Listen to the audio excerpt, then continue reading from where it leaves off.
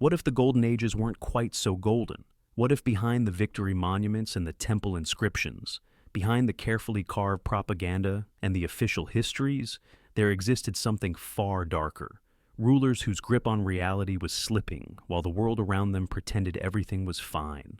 Not rumors, not enemy propaganda, documented evidence, physician reports, court records, archaeological findings, contemporary accounts from multiple independent sources. Behaviors so extreme that even loyal chroniclers couldn't ignore them. Patterns so disturbing that modern historians still debate what they mean. Welcome to Ancient Rulers, When Absolute Power Met Psychological Collapse. 26 documented cases where mental deterioration at the top reshaped civilizations. If you're here for uncomfortable historical truths and the stories they don't teach in textbooks, subscribe. We do this every week. We begin in Babylon. Early morning, a king who will forget what it means to be human. Babylon at dawn, 570 BCE. Dew clings to the terraced gardens. The palace kitchens are preparing the morning meal, but the throne room stands empty. It will remain empty for 7 years. The official version, carved into dozens of victory stelae, tells you Nebuchadnezzar II was the divine conqueror who destroyed Jerusalem, rebuilt Babylon into the wonder of the ancient world, and ruled with the wisdom granted by Marduk himself. The inscriptions are everywhere, on bricks, on temple walls, on boundary stones. They describe a king of perfect judgment and divine favor. The Ishtar Gate still bears his name, proclaiming his glory in glazed brick that has survived millennia. His building projects transformed Babylon into a city that would be remembered as legendary even in antiquity. The astronomical diaries tell a different story. These clay tablets, mundane daily records kept by Babylonian astronomers and priests, note weather, planetary positions, economic prices, and the absence of the king. For 7 years during Nebuchadnezzar's reign, there's a gap. No royal appearances, no participation in the New Year festival, the most sacred ceremony of Babylonian kingship, where the king had to ritually grasp the hands of Marduk's statue and recite his devotion. Missing this ceremony wasn't just unusual, it was catastrophic for royal legitimacy. No recorded decrees, no diplomatic missions. The king had simply vanished from public life. The Book of Daniel, written by Jewish scribes who had every reason to exaggerate but whose account aligns unnervingly with the archaeological silence, describes Nebuchadnezzar driven from human society, eating grass like cattle, his hair growing like eagle feathers, his nails like bird claws, living in the fields, unrecognizable. The text presents this as divine punishment for hubris, but the clinical details, the deterioration of self-care, the regression to animal-like behavior, the complete break from human society, suggests something beyond theological narrative. Modern scholars debate the clinical details. Was it lycanthropy delusion, where the patient believes they're transforming into an animal? Severe depression with psychotic features? Porphyria, the same genetic condition that may have affected King George III of England 2 millennia later, causing severe psychiatric symptoms. But they don't debate that something happened. The silence in the records is too loud. The pattern in the sources, Babylonian, Jewish, and later Greek, references to a period of madness, too consistent across too many independent traditions. The administrative tablets from the period show something remarkable. Babylon continued functioning. Trade continued. Temples operated. The bureaucracy maintained itself. Whoever was actually running the empire during those 7 years, Crown Prince Marduk, a council of ministers, the queen, did so while maintaining the absolute fiction that the king was present and in control. When Nebuchadnezzar returned to the throne, the official inscriptions picked up mid-sentence. The gap was never officially acknowledged. The astronomical diaries recorded his reappearance at the New Year festival with the same neutral tone they used to note planetary positions. But the careful reader can see it. 7 years when Babylon had a king who wasn't there. The world's most powerful empire, rudderless, while its ruler ate grass in the fields and the court maintained the fiction that everything was fine. The palace scribes kept writing inscriptions in his name. The governors kept sending reports. The empire kept expanding. And when he returned, everyone pretended he'd never left. And Babylon was only the beginning. Memphis, Egypt, 525 BCA. The sun hammers down on white limestone. The priests of Ptah are gathering for the ceremony that will introduce the new Apis bull, the living incarnation of their god, selected through rigorous criteria, including specific markings on its hide, worshipped throughout Egypt as the physical manifestation of Ptah on earth. Cambyses II, the Persian conqueror who had just absorbed Egypt into the Achaemenid Empire, was not in the mood for Egyptian ceremonies. According to Herodotus, yes, we have to be careful with Herodotus, the Greek historian writing a generation later, with his own biases and agendas, but his account here is partially corroborated by Egyptian priestly records and the archaeological evidence from the Serapeum, the underground necropolis of the Apis bulls. Cambyses arrived at the Apis ceremony and did something that horrified even his own Persian attendants. He drew his dagger and stabbed the sacred bull in the thigh. This wasn't just sacrilege, this was a psychotic break in front of witnesses from two cultures, both of whom recorded their shock in different forms. The Egyptian priests describe the incident in temple records with language that conveys genuine horror. This was their god, physically wounded by the foreign king. Persian sources, trying desperately to maintain Cambyses' dignity and legitimacy, acknowledged difficulties during the Egyptian campaign, but blamed them on his grief over his brother Bardia's death, grief that may have been justified since Cambyses himself may have ordered Bardia killed based on paranoid fears of usurpation. But the bull stabbing was just the beginning of Cambyses' deterioration in Egypt. Herodotus describes him laughing at Egyptian religious ceremonies, mocking rituals that Egyptians held sacred. He ordered ancient tombs opened so he could mock the mummies inside, an act of profound desecration in Egyptian culture where preservation of the body was essential for the afterlife.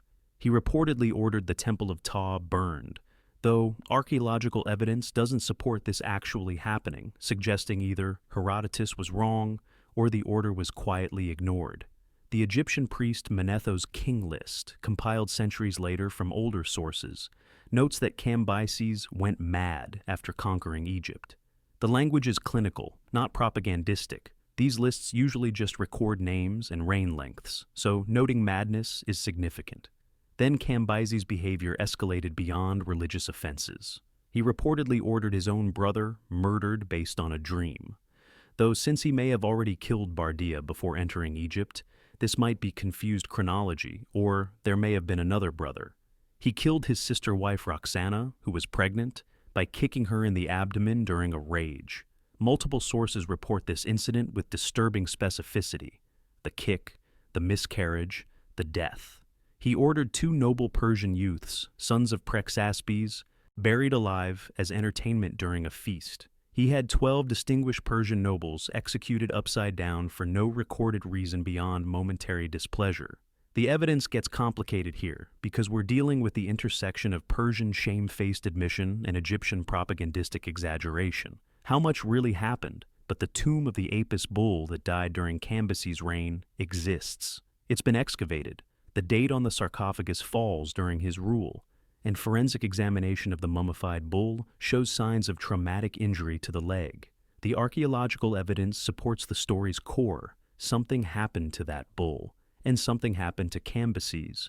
Persian sources suggest he developed painful physical symptoms after the bull stabbing, specifically a wound to his thigh that wouldn't heal. He died months later on the march back to Persia, either from infection from this wound or possibly suicide, when he realized his legitimacy was collapsing. The official story was accidental death. His sword fell from its scabbard and cut his thigh in the same place he'd stabbed the bull. The priests said the gods took their revenge with poetic precision. The historians, both Greek and Persian, said Cambyses had lost his mind long before he lost his life. The question that haunts the sources was the madness caused by guilt, by grief, by the stress of ruling a vast empire, or by something organic in his brain. The ancient sources couldn't answer. We still can't. But the pattern was documented. A capable general who conquered Egypt, then deteriorated rapidly into violence that served no strategic purpose and threatened his own rule. Rome, 37 CE. The marble corridors of the Palatine Hill reflect lamplight like trapped stars. In the throne room, the new emperor is planning to make his horse a consul. You know this story. Everyone knows this story. Caligula and the horse is ancient history's most famous punchline, repeated in every popular history, referenced in every discussion of mad rulers. Except, it's not funny when you read the actual sources and context, and it's not a joke. Gaius Julius Caesar Augustus Germanicus, Caligula, Little Boot, the nickname from his childhood in military camps where his mother Agrippina dressed him in miniature soldier's uniform, started well. Better than well. The first 7 months of his reign were so promising that Philo of Alexandria, the Jewish philosopher and careful observer of Roman politics, called it a golden age. Caligula lowered taxes, held magnificent games, recalled political exiles that Tiberius had banished, published the imperial budget for the first time in Roman history, giving transparency to state finances. Rome exhaled with relief after the paranoid final years of Tiberius. Then Caligula got sick. High fever, unconsciousness for days, the whole city praying for his recovery. When he woke up, according to Suetonius, Cassius Dio, and Josephus, 3 independent sources writing within a century of the events, he was different, not subtly different, not gradually different, catastrophically, immediately, obviously different. He declared himself a living god and demanded worship, building a temple bridge directly from his palace to the temple of Jupiter so he could converse with Jupiter as an equal. This wasn't metaphorical divinity like Augustus's careful cultivation of semi-divine status. This was literal. Caligula appeared in public dressed as Venus, complete with makeup and women's clothing, as Hercules with club and lion skin, as Apollo with lyre and laurel crown, full costume, full commitment, demanding that crowds worship him in whichever divine aspect he'd chosen that day. He forced senators to kiss his feet. He spoke to the moon goddess Luna and claimed she visited his bedroom for sexual encounters, describing these encounters to courtiers in explicit detail. The horse as consul plan was real. Suetonius reports it clearly, and Dio corroborates with additional details. Caligula planned to appoint Incitatus, his favorite horse, to the Senate. He built the animal a marble stable with ivory stalls and a jeweled collar. He scheduled senatorial banquets in the stable where guests would dine with the horse. Whether he actually went through with the formal appointment is debated. He was assassinated before it could happen. That he seriously planned it, announced it, and took concrete steps toward it is not debated in the sources. Then the murders started. Not political executions. Those were common enough in imperial Rome and could be justified as necessary security. These were random killings based on dreams, on overheard conversations, on whims that made no sense even as authoritarian cruelty. A senator executed for what Caligula interpreted as an insulting facial expression. Spectators at the games thrown to wild animals when there was a shortage of condemned criminals to fight. A man who wrote a tragedy featuring a line about Greek tyrants, executed because Caligula decided the line was really about him. The amphitheater was running low on animal feed, so Caligula ordered an entire section of the crowd thrown to the beasts instead of using criminals. Suetonius describes Caligula standing in front of his mirror for hours, practicing frightening faces, perfecting expressions of terror to use on people he planned to intimidate. He forced parents to attend their children's executions, making them watch, forbidding them to show grief, then invited them to dinner immediately after, where he would joke and make them laugh on pain of death. He claimed to understand the language of thunder and would shout challenges at lightning storms during games, daring Jupiter to strike him. The coinage from his reign tells its own story, with numismatic precision. Early coins show traditional imperial imagery. Caligula with his sisters, military victories, standard Roman iconography. Later coins show Caligula as various gods, the imperial imagery increasingly subordinated to divine representation. There's one extraordinary series showing him with the radiate crown of the sun, God's soul, transforming the emperor's face into something beyond human recognition, something that was supposed to be worshipped rather than merely obeyed. And then, after 39 months, the Praetorian Guard had enough. Cassius Chaerea, whom Caligula had systematically mocked for having what he called a weak voice, giving him humiliating passwords like Venus or Priapus, led the conspiracy. They found Caligula in a palace corridor during a theatrical performance, in an underground passage. He was 28 years old. The Senate initially voted for damnatio memoriae, erasure from memory, the ultimate Roman punishment. Melt all his statues, chisel his name from all monuments, pretend he never existed. They rescinded the order for practical reasons, but the impulse tells you everything. Rome wanted to forget Caligula happened, but he did happen. For 39 months, the most powerful empire on earth was ruled by a man who thought he was a god, talked to the moon, and tried to make his horse a senator. Xianyang, Qin State, 265 BCE. Oil lamps flicker behind jade screens. In the inner palace, the Queen Dowager sees traitors in every shadow, and she's the only one who can see them. The records of the grand historian, the Shiji, compiled by Sima Qian in the 1st century BCE from earlier court documents and oral traditions, is usually careful about such things. It records military campaigns with precision, diplomatic exchanges with detailed attention to protocol, administrative reforms with bureaucratic thoroughness. When it says the Queen Dowager Zhao fell into confusion late in her regency, that's historian speak for something the court couldn't ignore, couldn't explain away, and couldn't hide. Zhao Taihao had ruled effectively as regent for her young son, King Zhao of Qin, navigating the murderous politics of the Warring States period. This was not easy. The Warring States period was exactly what it sounds like. 7 major states locked in existential competition, where diplomatic missteps meant invasion and internal weakness meant coup. Qin was ascending, but not yet dominant. The regent needed to be sharp, decisive, and politically astute. For years, she was all of these things. Then, according to the bamboo slip documents from Qin administrative archives preserved in tombs and excavated by archaeologists, she began reporting conspiracies that no one else could see. Not metaphorical political dangers, literal conspiracies with specific names and specific plots that investigation couldn't corroborate. She ordered the arrest of ministers for treason based on evidence that didn't exist outside her own accounts. She claimed to overhear plotting, ministers whispering in corners, guards discussing assassination, officials sending secret messages that her own guards and scribes, standing beside her in the same rooms, never heard.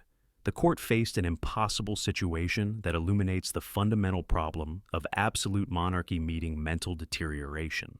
Contradicting the Queen Dowager meant execution for treason. Questioning her judgment implied she was unfit, which was itself treasonous.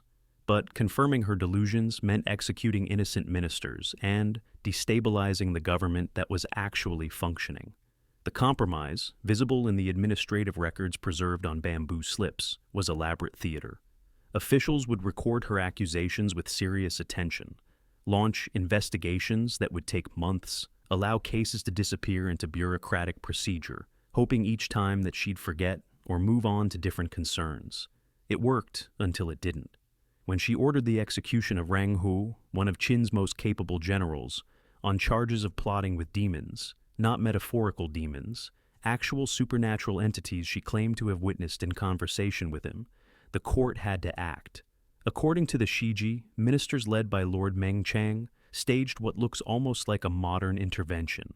They isolated her from daily governance, limited her access to court proceedings, restricted who could bring her information, and effectively ended her regency while maintaining the absolute fiction that she still held power, still received reports, still made decisions.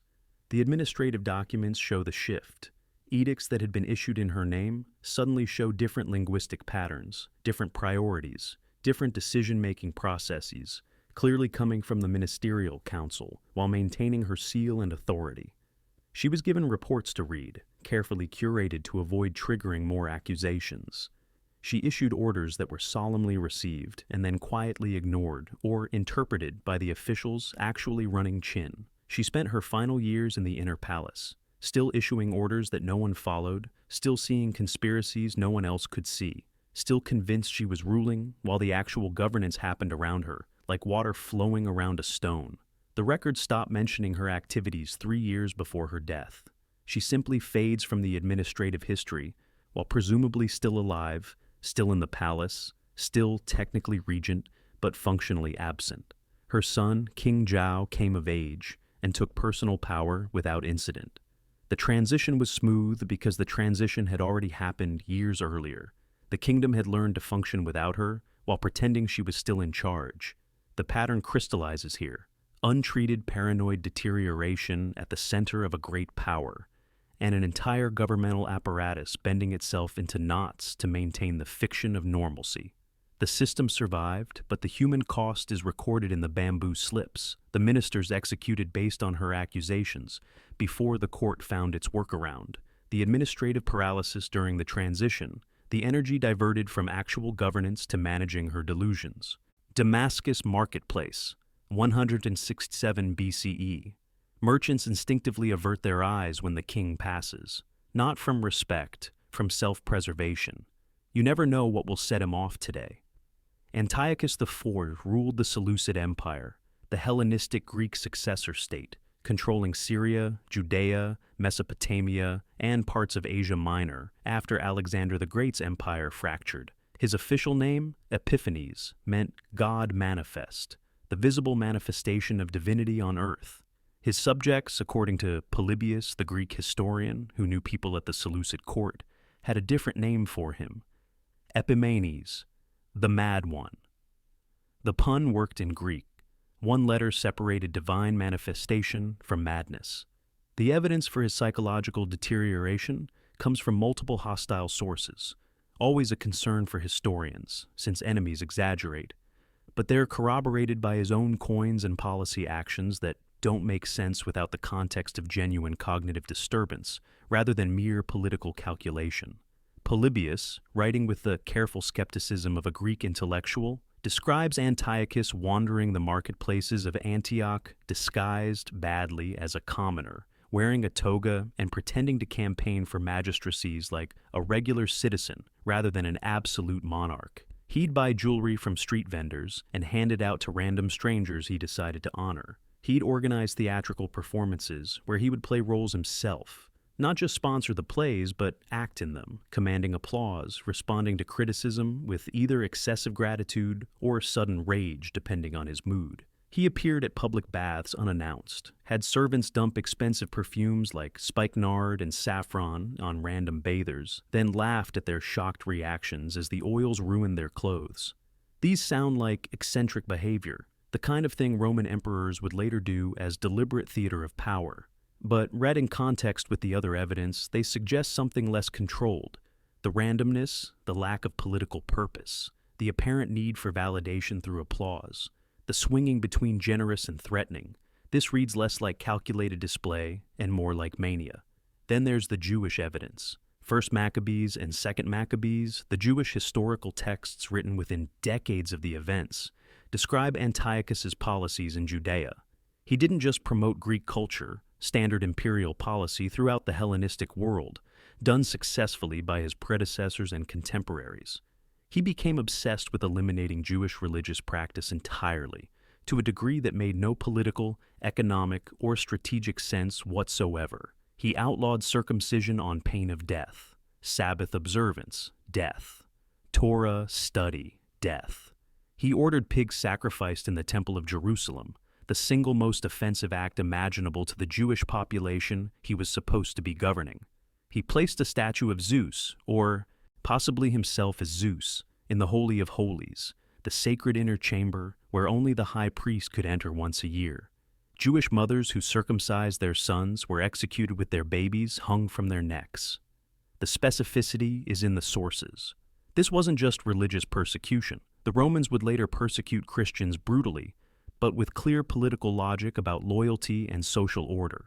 This was systematic, irrational, and counterproductive. The Maccabean revolt it triggered cost the Seleucid Empire resources it couldn't spare, territory it couldn't recover, and established an independent Jewish kingdom that would complicate the region for a century. Any rational analysis would have suggested toleration of Jewish practice while collecting taxes. Antiochus instead chose confrontation that served no purpose except his obsession. The coinage from his reign shows the progression with numismatic clarity. Early coins follow traditional Seleucid patterns. The king in profile, traditional Greek royal imagery, standard divine associations that had been used by Hellenistic rulers for a century. Later, Coins show Antiochus depicted as Zeus, seated on a throne with the god's attributes, then as Apollo with a lyre, then with divine attributes growing more pronounced, more explicit, more insistent. The final series, minted in the last years of his reign, shows him with the radiate crown usually reserved for solar deities, the inscription reading, King Antiochus, God Manifest in Greek, the image transforming from human king to something meant to be worshipped. This wasn't normal royal propaganda. The intensity, the insistence, the iconographic escalation all suggest someone who had stopped understanding the difference between metaphorical divine kingship and literal godhood. He died during a campaign in Persia around 164 BCE. Accounts differ on whether it was disease, battle, or both. Multiple sources agree he was raving about visions of divine punishment when he died, seeing supernatural vengeance for his desecration of the Jerusalem temple. Whether this was fever delirium, genuine psychiatric breakdown, or both is unrecoverable. What's certain, he died badly, and his subjects remembered him as mad. The tomb complex near Xi'an, 210 BCE. Beneath the earth, mercury rivers flow in underground chambers around a scale model of the Chinese Empire. Above ground, the first emperor is dead, probably from mercury poisoning accumulated over decades of consuming what he thought were immortality pills. Qin Shi Huang unified China in 221 BCE, ending the Warring States period through brutal military conquest and bureaucratic innovation. He standardized the writing system, creating a unified script where dozens of regional variations had existed. He standardized currency, creating economic integration across his vast empire. He built extensive sections of the Great Wall, connecting and expanding earlier defensive works. The history texts list his achievements over pages of administrative reforms and military victories. Then they mention, almost as a footnote, his 40-year obsession with immortality that may have been what actually killed him. It started rationally enough by ancient standards. Qin Shi Huang sent expeditions to find the legendary Penglai Islands in the Eastern Sea, where immortals supposedly lived in paradise. Standard emperor behavior. Han emperors would do the same later. He employed court alchemists, as many emperors did, to research longevity and health. Then it escalated beyond anything rational. He consumed mercury pills daily, pills prepared by court alchemists who promised they would transform his body, purify his essence, and grant eternal life. Mercury in Chinese alchemy was considered particularly potent, associated with immortality, because it was liquid metal that could be solidified and liquefied repeatedly. It seemed to transcend normal states of matter. The alchemists assured him that refined mercury, properly prepared with other mineral and herbal ingredients, would do the same for his body. He ordered mass searches for magical texts, rare plants, unusual minerals, anything that might extend life or grant immortality. The records of the Grand Historian describe his increasing obsession, the escalating demands, the growing paranoia about death. He rotated between palaces constantly, never sleeping 2 nights in the same place, believing that if death couldn't find him, he could outlast it. He prohibited anyone from speaking the word death in his presence. Offenders were executed. The soil analysis from his still-sealed tomb, the tomb containing the famous terracotta army, shows mercury concentrations so high that archaeologists cannot enter even with modern protective equipment. The ancient texts record that the tomb contains rivers of mercury representing the Yellow River and Yangtze River of China, that crossbows were set to fire automatically at intruders, that the ceiling was mapped with constellations and precious stones. Modern technology confirms part of this. Mercury vapor readings around the tomb mound are off the scale. Ground-penetrating radar suggests massive underground chambers. But the tomb has never been excavated, partly due to mercury contamination, partly due to Chinese government concerns about preservation. Sima Qian's account, written within a century of Qin Shi Huang's death and based on earlier court documents, includes fragments of physician memoirs describing the emperor's declining health in his final years. The descriptions, tremors, mood instability, cognitive changes, paranoid escalation, are consistent with chronic mercury poisoning. Mercury affects the nervous system, causing tremor, personality changes, loss of coordination, and in severe cases, dementia and death. But no one could tell the first emperor that his immortality pills were killing him. His personal physician tried, presenting evidence that the mercury regimen was harming rather than helping. He was executed for undermining the emperor's faith in the treatment. Two other court physicians who suggested modifying the mercury dosage met the same fate. After that, no one dared to suggest the Immortality Project was the problem. Qin Shi Huang died in 210 BCE on a tour of the eastern provinces, age 49, probably from mercury poisoning, compounded by heat exhaustion and possibly other factors. His death was hidden for weeks, the body transported back to the capital in a cart full of rotting fish to disguise the smell of decay. Because the succession wasn't secure, and the empire might fragment if news spread too quickly. The first Qin dynasty ended 4 years after his death, destroyed by rebellion. But the tomb remains, sealed with its mercury rivers, its terracotta armies, its underground empire built for a man who thought he could live forever, but poisoned himself trying. The pattern, fear of death channeled through absolute power, becomes state-scale delusion, becomes literal poison, becomes the very death it sought to avoid. Meroe, Kingdom of Kush, circa 250 BCE. The Temple of Amun has controlled Kushite kingship for centuries through the oracle ritual. Today the king is coming to the temple, not for worship, for execution, but not his own. This case is documented primarily in Diodorus Siculus, the Greek historian writing in the 1st century BCE, and partially corroborated by Meroitic inscriptions discovered archaeologically in Sudan. For generations, possibly centuries, the priests of Amun at Meroe held ultimate power over Kushite kingship through a religious system that seems bizarre to modern sensibilities, but was absolutely real to its participants. When the oracle decreed that the king must die, the king died. Usually this meant suicide. The king, upon receiving the oracle's judgment, would retire to his palace and take poison or open his veins. Occasionally it meant direct execution by the priests. The system worked because everyone believed in it: the king, the court, the population. The priests of Amun spoke for the god, and the god's word was final. Kings understood this when they took the throne. It was part of the cosmic order. King Ergamenes, according to Diodorus, had been educated in Alexandria, the great Hellenistic center of learning. He had read Greek philosophy, Plato, Aristotle, the Stoics. He'd learned Greek skepticism about oracles and priests. And when the priests of Amun came to him with the oracle's death decree, he did something unprecedented in Kushite history. He refused, more than refused. He marched to the temple with soldiers and ordered the priests killed, all of them.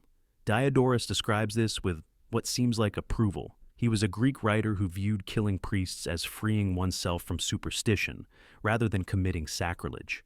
From a Kushite perspective, this was unthinkable violence against the cosmic order. The archaeological evidence from the Temple of Amun at Meroe shows burn layers and destruction debris from approximately this period. Dating ancient Kushite remains is imprecise, but the timeline aligns. Inscriptions from before Ergamenes' reign regularly mention the priestly oracle system and the priest's role in royal legitimacy. After his reign, these references suddenly stop. The oracle system just disappears from the record. Diodorus describes Ergamenes as freeing himself from superstition, presenting this as rational enlightenment triumphing over religious manipulation. But the Meroitic inscriptions hint at something stranger. After eliminating the priests, Ergamenes began claiming direct divine communication with Amun. He hadn't eliminated the system, he'd eliminated the intermediary. Now the god spoke directly to him, bypassing the priests. The inscriptions from his later reign show increasingly grandiose claims of divine favor, divine guidance, divine conversation. He ruled for decades after. The oracle system never returned, but his later inscriptions show something disturbing. The divine claims escalate, the language becomes more extreme, the connection to reality more tenuous. Administrative records, fragmentary but preserved in temple archives, suggest that the stable governance system that had existed under priestly management began to deteriorate. The priests, whatever their manipulation of the oracle, had provided consistent governance structures, regular ceremonies, predictable succession. Without them, centered around one man's direct divine communication, Kush began losing administrative coherence. The succession after Ergamenes was troubled. Kingdom records become fragmentary. Archaeological evidence suggests economic decline, reduction in building projects, signs of administrative breakdown. Later, kings tried to re-establish religious legitimacy through different mechanisms, but the smooth system of priestly oracle confirmation was gone. Diodorus presents this as liberating rationality. The Kushite evidence suggests something more complex, a king who eliminated a manipulative religious system but replaced it with personal divine delusion. Sometimes the deterioration isn't maintaining tradition, sometimes it's breaking it in ways that leave nothing stable in its place. The priests may have been manipulating the oracle for political purposes, that's likely, but the system they managed had provided governance structure for a kingdom. Ergomenes, educated in Greek philosophy, freed himself from priestly control only to claim that the gods spoke directly to him instead. He'd traded managed religion for personal revelation, and the kingdom paid the price as one man's unmediated divine confidence replaced centuries of institutional religious authority, however corrupt that authority may have been. Alexandria, 132 BCE. A royal birthday party is about to receive the worst gift in recorded history, a present so grotesque that even the violence-hardened population of Hellenistic Alexandria will be shocked into silence. Ptolemy VIII, called Physcon, fatty, by contemporary sources for his enormous obesity, a mockery that appears in papyri and graffiti in the literary sources, ruled Egypt during the terminal decline of the Ptolemaic dynasty. The family was already infamous throughout the Mediterranean world for murderous sibling rivalry and incestuous marriages that compounded hereditary problems generation by generation. Brother-sister marriage was traditional Egyptian royal practice, but the Ptolemies took it further, adding uncle-niece marriages, and the genetic and psychological consequences were accumulating. Ptolemy VIII took the family pathology to new extremes. He married his sister Cleopatra II, following standard Ptolemaic practice going back to the dynasty's founding after Alexander's death. Then he also married his niece Cleopatra III, his sister's daughter from her previous marriage, creating a household where a man was simultaneously married to a woman and her daughter. Even by Ptolemaic standards, this was disturbing. Both women bore him children. The family dynamics were already catastrophic, the court factionalized between the two queens and their respective children, the succession completely unclear. Then civil war broke out between Ptolemy VIII and his sister wife Cleopatra II. The causes were complex: political rivalry, sexual jealousy, competing claims to authority. But the result was clear. Egypt split. She controlled Alexandria, the capital and economic heart. He controlled Cyprus and support among the military. Their son, Ptolemy Memphites, teenager, caught between his parents' war, became a pawn in the struggle. What happened next is documented in papyri discovered in Egyptian archaeological sites, in inscriptions preserved in temple walls, and by the Roman historian Justin. Writing from earlier Greek sources, Ptolemy VIII had his own teenage son murdered, then he had the body dismembered, then he had the pieces packed and sent to Cleopatra II, on her birthday, as a gift. Let that land for a moment. Reconstruct the horror: his own son, her son, a teenager, murdered on his father's order, dismembered, packaged, delivered to his mother, on her birthday, with the clear implication, this is what you get for opposing me. The papyri from Alexandria record the popular reaction in administrative correspondence and private letters preserved in the dry Egyptian climate, horror spreading through the city, rippling outward. Even Alexandrians hardened by generations of Ptolemaic brutality, a dynasty that routinely murdered family members for political advantage, shocked into revulsion. This wasn't political murder, which had its own terrible logic. This was pathological cruelty that served no political purpose and actually unified opposition against Ptolemy VIII. He was driven out of Egypt temporarily. Cleopatra Scott briefly ruled alone, but Ptolemaic politics were relentlessly pragmatic. He eventually reconciled with Cleopatra II through terms that sound impossible, but are documented in official papyri and inscriptions. She would share power with him and with their shared niece-wife Cleopatra III. The three of them would rule together. In the official documents, they're listed jointly: King Ptolemy and Queen Cleopatra, the sister, and Queen Cleopatra, the wife. And the court functioned. the administration continued. Temples were built. There are architectural remains. Trade continued. There are customs records. Diplomatic correspondence with other Hellenistic kingdoms maintained normal relations, all while collectively pretending that the corpse birthday gift had never happened, that the three rulers whose family connections were a tangle of incest and murder could govern normally together. Ptolemy VIII died in his bed in 116 BCE at age 65, obese, suffering from multiple ailments probably related to hereditary diseases, compounded by generations of Ptolemaic inbreeding. He'd ruled Egypt off and on for 54 years. The kingdom didn't collapse immediately. It lasted another 85 years until Cleopatra Seventh lost to Rome. But the dynasty was clearly broken. The pattern deepens here. When dynasty maintenance requires incest, when family murders become routine political tools, genetic and psychological stability deteriorate together. The system still functions. Bureaucracy continues, temples get built, trade flows, but something essential is corrupted.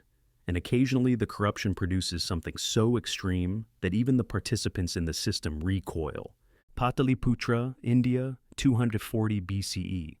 The rock edicts scattered across the Indian subcontinent proclaimed Dharma, peace, and Buddhist compassion in Prakrit languages carved into stone for eternity. In the palace at the capital, the aging emperor sees conspirators behind every pillar, traitors in every shadow. This case is historically controversial because Ashoka the Great is a beloved figure in Indian and Buddhist history, the warrior king who became enlightened after the horrific Kalinga War, who embraced Buddhism and spread its message of compassion, who sent missionaries across Asia, who preached nonviolence and moral governance. The early rock edicts support this narrative beautifully.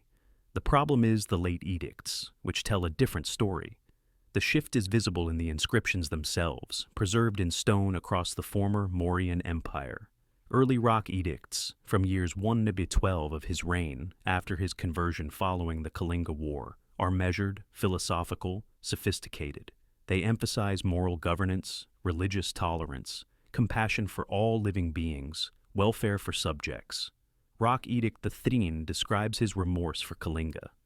The beloved of the gods felt remorse, for when an unconquered territory is conquered, the slaughter, death, and carrying away of people is extremely grievous.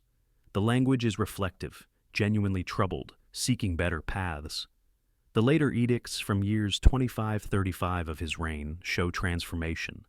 They become obsessive, repetitive, with increasing focus on enforcement mechanisms, dharma overseers, surveillance of officials, requirements for religious devotion that start sounding compulsory rather than encouraged. The tone shifts from philosophical encouragement to demanding compliance. The Dipavamsa and Mahavamsa, Sri Lankan Buddhist chronicles compiled in the 4th-6th centuries CE from earlier sources now lost, record that, late in life, Ashoka became convinced that his ministers were plotting against him. He ordered investigations. They found no evidence of conspiracy. So, he ordered more investigations, certain the lack of evidence merely proved how cleverly the conspirators were hiding. He established expanding networks of Dharma overseers, officials whose job descriptions, preserved in edicts, increasingly sound like secret police monitoring ideological compliance rather than religious teachers spreading ethical principles. The Junagadh rock inscription from late in his reign shows the tonal change clearly. I have ordered that those who do not follow Dharma shall be sought out and reformed. Those who resist reform shall be eliminated. This from the emperor, whose reign began with proclamations of nonviolence and compassion. The language has shifted from encouragement to threat, from teaching to enforcement, from voluntary religious practice to mandatory ideological compliance. Scholars vigorously debate whether this represents genuine psychological deterioration or just the natural authoritarian drift of absolute power aging into paranoia, the same pattern visible in countless rulers who start reformist and end repressive. The distinction matters less than the pattern. The Chinese pilgrim Xuanzang, traveling India in the 7th century CE, recorded Buddhist oral traditions that mentioned Ashoka. In his final years, became stern and feared conspiracy. The tradition remembered something shifting. The administrative evidence, insofar as Mauryan administrative records survived, mostly in references in later texts, suggests the bureaucracy Ashoka created for spreading dharma morphed into surveillance infrastructure. The officials appointed to encourage moral behavior began reporting on officials' loyalty. The system for promoting Buddhist values became a mechanism for detecting dissent. What's certain from the physical evidence? Ashoka built extensively throughout his reign, stupas, pillars, monasteries. The Buddhist missionary infrastructure he established was genuinely magnificent, spreading Buddhism to Sri Lanka, Central Asia, perhaps even to the Mediterranean. The ethical principles he promoted influenced Indian governance for centuries. But the man who started preaching compassion after witnessing Kalinga's slaughter ended his reign preaching surveillance, ideological conformity, and elimination of non-compliance. The trajectory from remorse to obsessive control, from voluntary moral teaching to mandatory ideological enforcement, from Buddhist compassion to paranoid surveillance, all documented in his own words carved in stone across India. Ashoka's edicts are unique in ancient history, a ruler's psychological journey preserved in his own inscriptions, visible in the changing language, traceable across decades of stone monuments that he meant to be eternal. The question haunts the scholarship.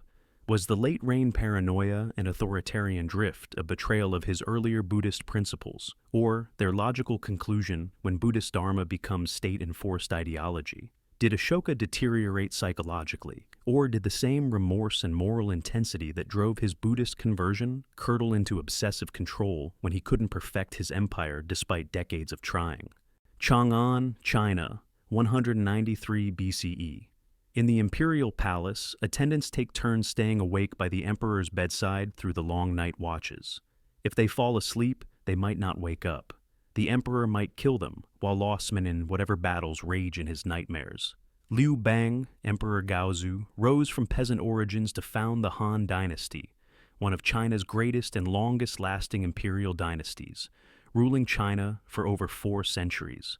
He was a brilliant military strategist who defeated the Chu state's forces against enormous odds, a cunning politician who outmaneuvered rivals through coalition building and strategic betrayal, an effective administrator who established governmental systems that would define Chinese imperial structure for millennia. He was also, according to Sima Qian's records of the Grand Historian, afflicted by violent night terrors that grew progressively worse as he aged and eventually became entangled with waking paranoia. The early accounts in the Shiji are almost sympathetic in their clinical observation. Bad dreams after battles, expected for a soldier who'd spent years in warfare, who'd witnessed and ordered thousands of deaths, who'd participated in the brutal collapse of the Qin dynasty and the civil war that followed. Combat veterans have nightmares. The historians noted this without judgment. Then the night terrors escalated beyond normal battle dreams. Palace records preserved in Sima Qian's compilation describe the emperor waking in violent panic, attacking whoever was nearest, convinced in his sleep confusion that they were enemy soldiers or assassins. These weren't brief moments of disorientation. They were sustained violent episodes. Attendants were injured frequently.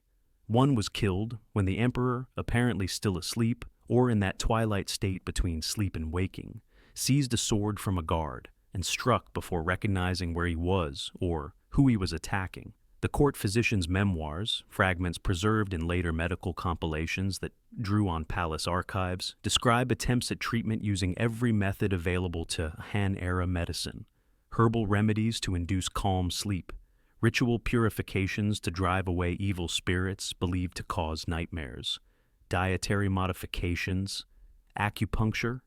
Nothing worked. The night terrors grew worse, the attacks more violent, the confusion upon waking more prolonged. Then something worse developed. The boundary between sleeping nightmares and waking reality began to erode. Gaozu began seeing connections between his night terrors and real political events. He'd dream of betrayal by a specific minister, wake convinced this was prophetic or supernatural warning, and begin investigating that minister for treason. The dream logic infected his waking judgment. The palace records are careful, they had to be, compiled under later Han emperors. But the pattern is visible to attentive readers. The emperor dreams of conspiracy by Minister X. Within, Weeks, Minister X is under investigation. Evidence is found. There's always some ambiguous evidence, some meeting that could be innocent or suspicious, some connection that could be explained multiple ways. Minister X is executed. The pattern repeats with Minister Y, then Minister Z. How many of these executions were based on genuine plots versus manifestations of the emperor's deteriorating sleep disorder, translating nightmares into state security crises? The historical record can't tell us. Some conspiracies were certainly real. The transition from Qin to Han was violent. Many powerful people had reason to prefer different outcomes. Genuine threats existed, but the escalation, the increasing frequency, the pattern of dream preceding investigation suggests something beyond rational security measures. In his final year, according to the histories, Gaozu required attendants to stay awake in shifts throughout the night in his bedchamber, lamps burning constantly to prevent the darkness that seemed to trigger worse episodes. Guards stationed to wake him if they heard him starting to dream, identified by movement and sounds that preceded the violent episodes. Attendants making deliberate noise, conversations, movements, to ensure that if the emperor woke in panic, there would be immediate orienting sounds of normalcy rather than the disorienting silence that seemed to worsen his confusion.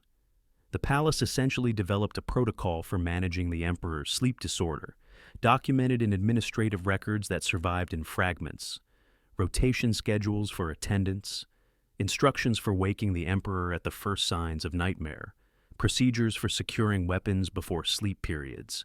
Gaozu died in 195 BCE from an infected arrow wound, a real injury from a real battle, but the histories carefully note he'd been in declining health for years, probably from chronic severe sleep disruption sustained over years with no effective treatment. Chronic sleep deprivation kills slowly through accumulated physiological breakdown. The emperor had defeated the Chu forces, unified China, established a dynasty, but couldn't defeat his own nightmares. Pontus, 88 BCE. The king takes his morning dose, a carefully calibrated mixture of dozens of poisons, each in quantities just below lethal. He's been doing this for 40 years, every single morning, building tolerance to every poison known to the ancient world. Mithridates VI, Rome's most persistent and dangerous enemy in the East, was brilliant, charismatic, multilingual. He reportedly spoke 22 languages and could address each of his diverse subject populations in their native tongue, and absolutely systematically, comprehensively paranoid, with some justification. The ancient world was not kind to kings, and Mithridates' family history gave him excellent reasons for concern. His mother tried to poison him when he was young, fearing he'd supplant his brothers. His first wife may have tried. The sources are ambiguous but suggestive. Several of his advisors definitely tried, with documented attempts that were barely thwarted. His response was systematic and, by any rational measure, insane. According to Pliny, the Elder's Natural History, Appian's Roman History, and especially Galen's medical writings, the medical details preserved in Galen are specific enough to suggest he had access to actual recipes.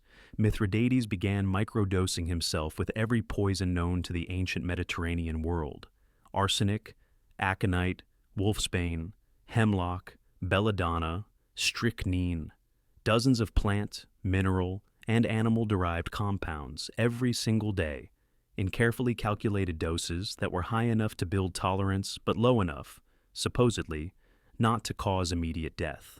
The Mithridatium, his universal antidote recipe, became famous throughout the ancient world and survived in medical texts for over 1,000 years.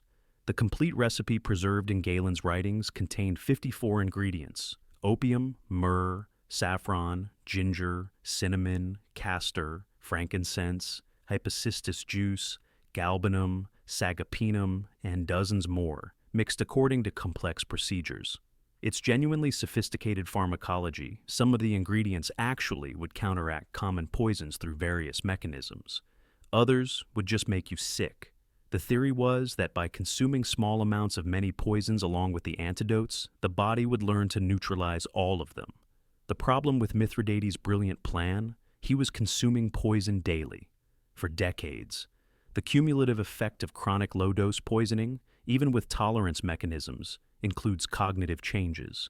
intensification of existing paranoid tendencies, personality alterations, organ damage, and neurological problems. The sources describe Mithridates becoming increasingly erratic as he aged, more suspicious, more prone to violent purges of his court, more convinced that everyone around him was plotting his death. He had his own sister Laodice executed for suspected poisoning attempts. The evidence was ambiguous at best. Then another sister, Nisa. Then his favorite wife Monime, and two of his sons when he became convinced they were secretly building poison tolerance themselves in preparation to kill him. The logic was circular and paranoid. If they're taking the same precautions I am, they must be planning to use poison on me, because why else would they need protection? The fact that they might be protecting themselves from his increasingly unpredictable violence apparently didn't occur to him, or didn't matter. The purges escalated throughout his reign. Administrative competence, and Mithridates was genuinely competent for most of his rule, nearly defeating Rome multiple times, increasingly gave way to paranoid house-cleaning that eliminated capable advisors and left him surrounded by terrified sycophants who told him what he wanted to hear. In the end, when the Romans under Pompey finally defeated him decisively in 63 BCE and he realized his kingdom was lost, Mithridates tried to commit suicide by poison. According to Appian's detailed account, he drank a massive dose of poison that should have killed him quickly. Nothing happened. He drank more, still nothing. His tolerance, built over 40 years of daily poisoning, was too high. The poisons he'd trained his body to resist now refused to kill him when he needed them to. According to the sources, he stood in his garden, waiting to die, and nothing happened. Finally, he had to order a Gallic mercenary bodyguard to stab him to death with a sword. The Poison King, defeated by his own systematic paranoid preparation, immune to the very poisons he had taken for protection, killed by steel instead of poison because his body wouldn't cooperate with his suicide.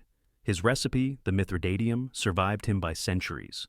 Roman emperors took versions of it. Medieval physicians prescribed it. The irony, his paranoid creation, born from fear of poisoning, became genuine medical legacy, while the man himself died unable to poison himself, a victim of his own success at poison resistance. Britain, 60 CE. The Iceni king is dying, probably from illness, certainly in pain. His advisors surround his bed, trying one last time to make him understand that the will he's insisting on writing will destroy everything he's trying to protect. He won't listen. He's convinced he's found the perfect compromise that will save his people. This case is brief in duration, but catastrophic in consequence. Documented primarily in Tacitus's annals, with corroborating archaeological evidence from the destruction layers it caused. Prasutagus, client king of the Iceni tribe under Roman rule in eastern Britain, made a will that was either deliberate delusion or desperate denial, or both, leaving his kingdom jointly to his daughters and to Emperor Nero. The context matters. Rome had conquered southern Britain under Claudius in 43 CE, and established a system of client kingdoms where local rulers maintained nominal independence while acknowledging Roman supremacy. It was a pragmatic arrangement that worked when both sides understood the implicit rules.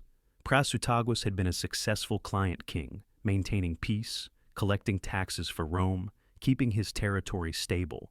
Then he got sick, the sources don't specify what illness, and faced the succession problem that had destroyed other client kingdoms. He had no sons, only daughters. Roman law did not recognize female inheritance of client kingdoms. Roman imperial policy did not tolerate split sovereignty where kingdoms were shared between multiple heirs, especially not between Roman emperors and local royalty. Any Roman lawyer could have told him the will was legally meaningless and politically catastrophic. His advisors presumably tried. The evidence is indirect but suggestive. Tacitus notes the will was made contrary to advice, which in Tacitus's careful Latin suggests sustained opposition from counselors who understood the disaster this would cause. But Prasutagus was dying, perhaps in pain, certainly under enormous stress, and he convinced himself this impossible compromise would work. He would split his kingdom between his family and Rome. Everyone would be satisfied. His daughters would retain status and property. Rome would get formal recognition. The Iceni would maintain some autonomy. It was delusional. Whether the delusion came from pain medication, Romans used opium, from cognitive effects of illness, from sheer desperation, or from some combination is impossible to determine. What's certain, when he died, Rome ignored the will entirely. The will was legally void under Roman law. Women couldn't inherit client kingdoms, split sovereignty was unacceptable, and Rome felt no obligation to honor terms they'd never agreed to. Roman officials annexed the Iceni territory completely, treated it as conquered land, and began standard provincial administration procedures. This meant confiscations, tax assessments, forced loans being called in, and the particular brutality that Roman officials often employed in newly annexed territories to establish dominance. Tacitus describes what happened next with unusual specificity, suggesting he had access to official reports or eyewitness accounts. His widow Boudica was flogged publicly by Roman soldiers. His daughters were raped. The nobility had their property confiscated. The kingdom was treated not as a cooperative client state transitioning to direct rule, but as hostile territory being punished. The resulting rebellion, Boudica's revolt, destroyed 3 Roman cities and killed an estimated 70,000 to 80,000 people before being crushed. The archaeological evidence is stark. The burn layers at Camulodunum, Colchester, Londinium, London, and Verulamium, St. Albans, are clearly visible in excavations filled with burned debris and human remains. The destruction was systematic and total. Entire populations killed, buildings burned to foundations, the towns essentially erased. The will itself, if it ever existed in written form beyond Prasutagus' verbal instructions, doesn't survive, but its consequences are carved into the archaeological record in ash and bone. One man's deathbed inability to accept reality, his denial that Roman law and imperial policy were inflexible, his conviction that personal relationship with Rome would override systemic imperial procedures, his desperate belief that an impossible compromise would work, triggered one of the bloodiest episodes in Roman Britain. Prasutagus may have been a good king. The sources suggest he ruled competently for years, maintaining peace and prosperity. But in his final moments, dying and desperate, he couldn't see what everyone around him could see, that his compromise would save nothing and destroy everything. Sometimes the most catastrophic decisions come not from madness or cruelty, but from desperate hope refusing to acknowledge impossible odds. Edessa, 210 CE. The king won't wear his crown. He says it's on fire. No one else can see the flames, but he can see them clearly. Tongues of fire dancing around the gold, heat radiating from the jewels, smoke curling from the precious metals that to everyone else look perfectly ordinary. Abgar VIII ruled Edessa, the crucial buffer state between Rome and Parthia, later Persia, in northern Mesopotamia, modern-day southern Turkey. The Syriac chronicles, the doctrine of Adai, and scattered references in Roman sources preserve fragments of his story. Unusual because Edessa's historical record is fragmentary at best, much lost to later conquests. But this story survived in multiple traditions because it was too strange to forget. Late in his reign, according to the Syriac texts written in Edessa's local language and preserved in church libraries, Abgar began experiencing visual hallucinations centered specifically on fire. He reported seeing flames around his crown, the symbol of his kingship, the physical object of his sovereignty. Then flames in the throne room, licking up walls that to everyone else were stone and paint. Then flames consuming the palace, spreading through corridors, visible only to him, while everyone around him saw only normal architecture. Court records, fragmentary but preserved in later historical compilations, note his growing agitation about these visions, his refusal to participate in ceremonies because he couldn't wear the burning crown, his conviction that the palace was burning down around him while everyone pretended otherwise, which, from his perspective, must have felt like massive conspiracy or collective delusion, everyone denying the obvious fire. The physicians tried everything in the ancient medical arsenal, expanded by this period to include both classical Greek-Roman medicine and Persian Mesopotamian traditions. Bloodletting to balance the humors, herbal remedies, opium for anxiety, mandrake for visions, dozens of plant compounds, prayers and rituals invoking Christian, pagan, and syncretic deities. Edessa was religiously diverse, cold compresses for fever that might cause visions. Nothing worked. The hallucinations continued, apparently intensifying. Abgar began ordering servants to throw water on fires no one else could see, disrupting court proceedings with sudden commands to extinguish flames in corners of rooms. He abandoned the main palace for outlying buildings, claiming they were safer from the fire spreading through the royal complex. Administrative documents show the court essentially following him from building to building as he fled the hallucinations, maintaining government functions while adapting to his conviction that fire was pursuing him. The Syriac Chronicle preserves one chilling detail that suggests how the hallucinations intersected with actual governance. Abgar, at a crucial council meeting with Parthian ambassadors, conducting diplomatic negotiations about border territories and trade agreements. Mid-sentence, he interrupted the proceedings to scream warnings about fire spreading through the room, pointing at flames only he could see, ordering evacuation. The Parthian ambassadors, confused and alarmed by the king's behavior, cut the meeting short and left. Edessa lost a crucial alliance. The treaty was never concluded because the king saw flames that weren't there during the diplomatic session.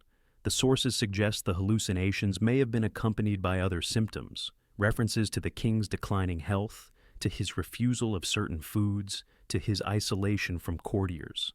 Modern medical speculation, always tentative when diagnosing across 18 centuries, suggests possibilities: brain tumor affecting visual processing regions, temporal lobe epilepsy causing consistent visual hallucinations, severe migraine with visual aura, or psychiatric conditions like Charles Bonnet syndrome. Abgar died shortly after the failed Parthian negotiation. The sources are vague about exact timing and cause. Some suggest he may have refused food, convinced it was contaminated by smoke and ash from the fires burning around him, essentially starving himself to avoid what he perceived as fire-tainted provisions. Others suggest illness, though whether illness caused the hallucinations or the hallucinations were symptoms of terminal illness is unclear. His son took the throne, and the hallucinations are never mentioned again in official Edessan records. The new king wore the crown without complaint. The palace continued standing.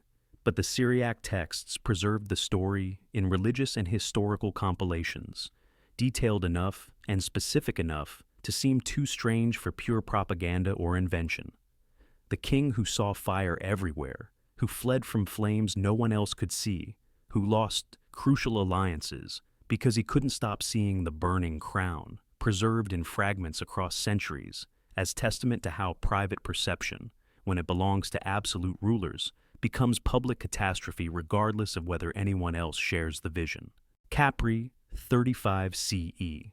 On the island, surrounded by guards, astrologers, and sycophants, the Emperor of Rome no longer pretends to be human.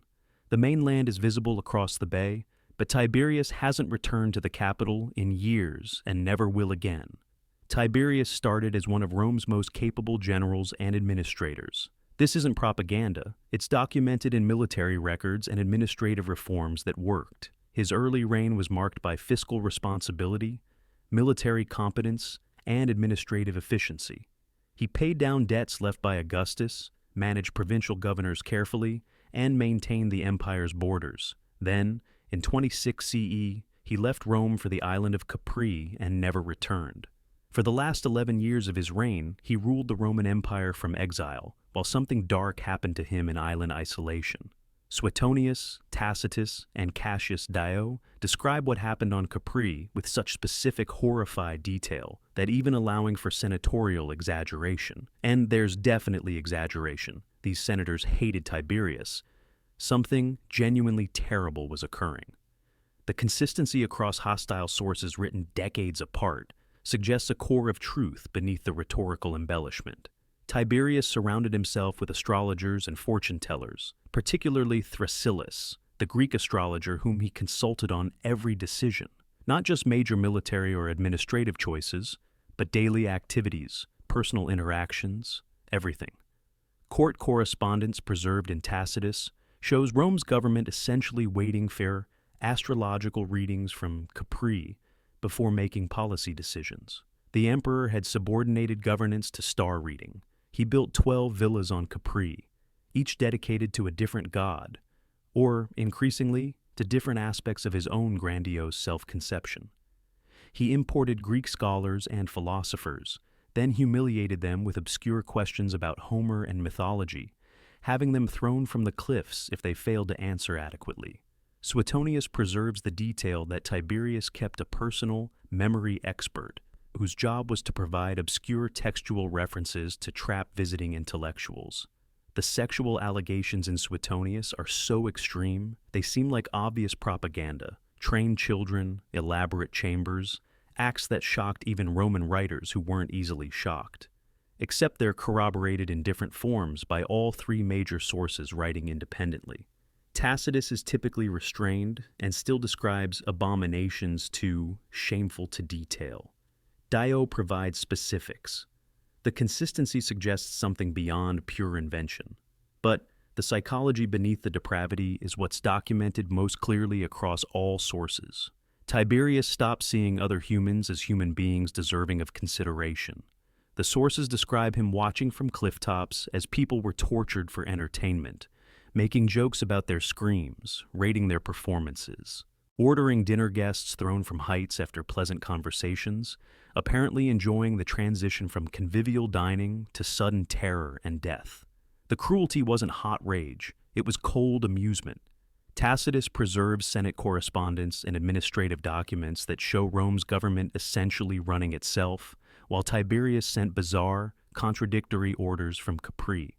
Officials learned to interpret his commands, to delay implementation, to quietly ignore directives that made no sense, to maintain the fiction of imperial authority while actually governing through senatorial consensus and administrative inertia.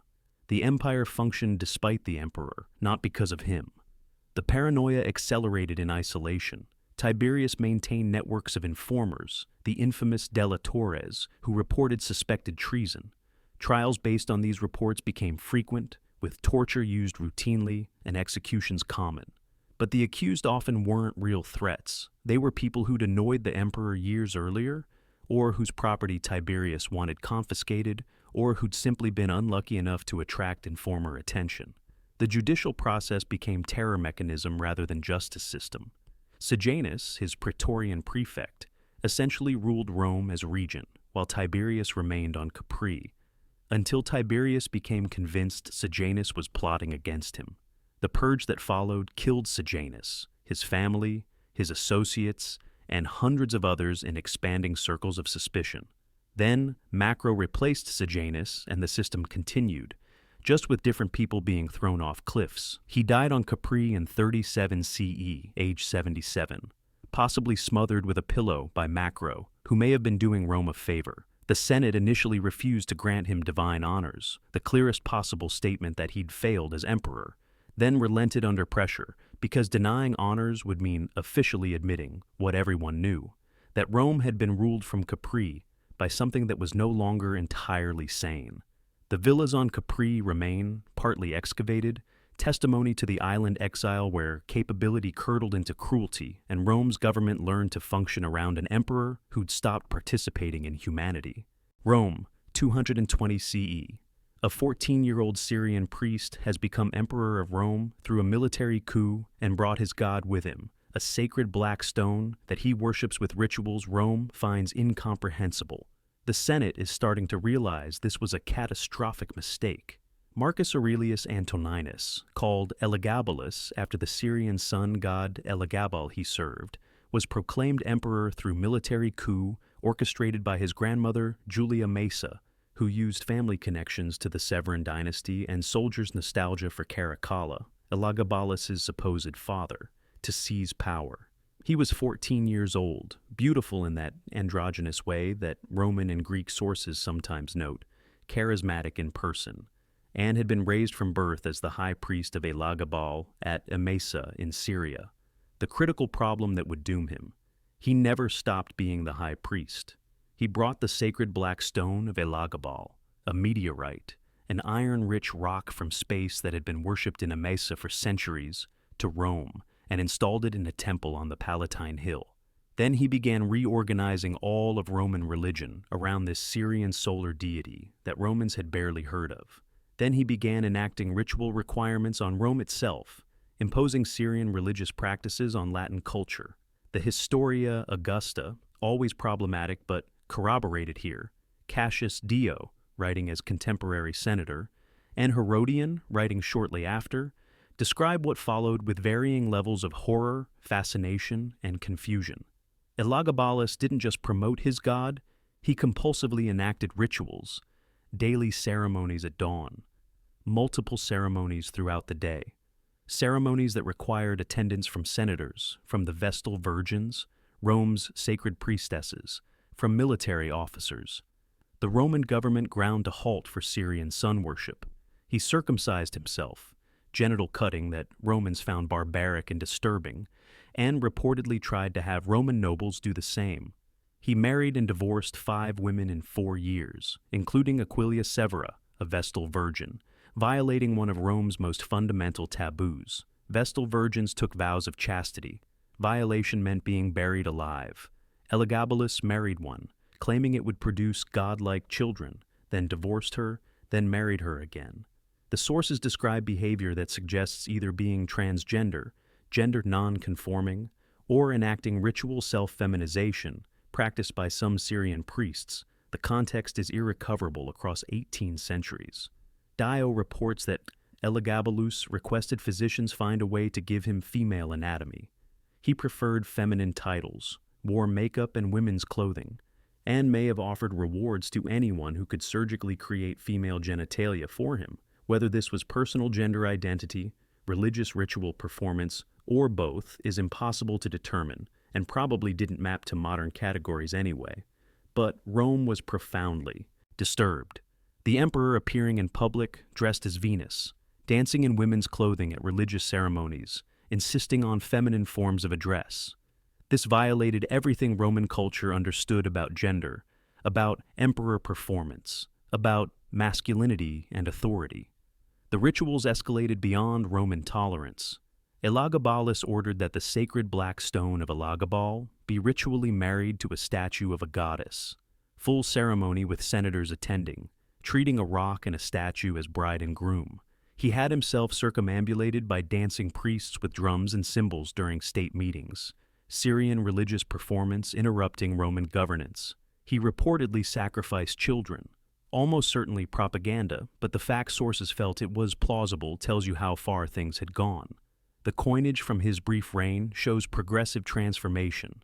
Early coins, traditional imperial imagery with small references to Elagabal. Later coins. The sacred stone dominates the image. The emperor's face becomes secondary. Final series. Essentially just the stone, the emperor's image reduced to supporting element, as if Elagabalus was erasing himself into his god. The Praetorian Guard assassinated him after 4 years in March 222 CE. He was 18 years old. They killed his mother too, and threw both bodies in the Tiber River, the ultimate Roman dishonor, denial of burial. The Senate immediately declared damnatio memoriae. His grandmother Julia Maesa, who'd orchestrated his rise, immediately proclaimed her other grandson Alexander Severus as emperor and pretended Elagabalus had never existed. But he had existed. For 4 years, Rome was ruled by a teenage priest-king whose ritual obsessions trumped governance, who couldn't distinguish between personal religious compulsion and imperial policy, who tried to remake Rome itself into the temple of his god. The empire continued functioning through administrative inertia and senatorial management, but the confusion at the center, between priest and emperor, between Syrian ritual and Roman governance, between child and authority, nearly broke the system. Rome, 64 CE. The city is burning, spreading from the Circus Maximus through wooden insulae that pack Rome's valleys. The emperor is on a private stage in his palace, singing a composition he wrote about the fall of Troy, moved by the artistic symmetry between ancient catastrophe and present conflagration. Everyone knows Nero fiddled while Rome burned. He didn't. Fiddles weren't invented yet. The violin wouldn't exist for 15 centuries. And he probably wasn't even in Rome when the fire started. But what he did do, documented carefully by Tacitus, Suetonius, and Cassius Dio, writing within decades of the events, was somehow worse than the legend. Nero genuinely believed he was a great artist, not just competent, transcendent, world historical, the greatest singer, poet, and charioteer in Rome's history. And because he was emperor, no one could tell him otherwise without risking execution. The sources describe his progression into artistic delusion with painful specificity. Early reign, still under Seneca's advisory influence. Private performances for invited guests. Mid-reign, breaking from Seneca's restraint. Public performances where attendance was mandatory for the Senate. Late reign, artistic megalomania fully developed. Performances lasting 8 hours where no one was allowed to leave. Women reportedly giving birth in the theater, rather than risk insulting the emperor by departing. Guards stationed at exits to ensure applause at the correct moments, to prevent anyone from sleeping, to report anyone whose enthusiasm seemed insufficient. Suetonius preserves the detail that Nero employed clocks, professional applauders trained in the various types of Roman applause, the bombi, deep humming sounds, the imbrices, hollow applause like tiles, the testae, sharp applause like breaking pottery. 5,000 young men, organized and deployed throughout audiences, assigned to applaud the emperor's performances in the specific rhythms and styles he preferred. They'd lead the ovations, creating waves of enthusiasm that the rest of the audience was required to match.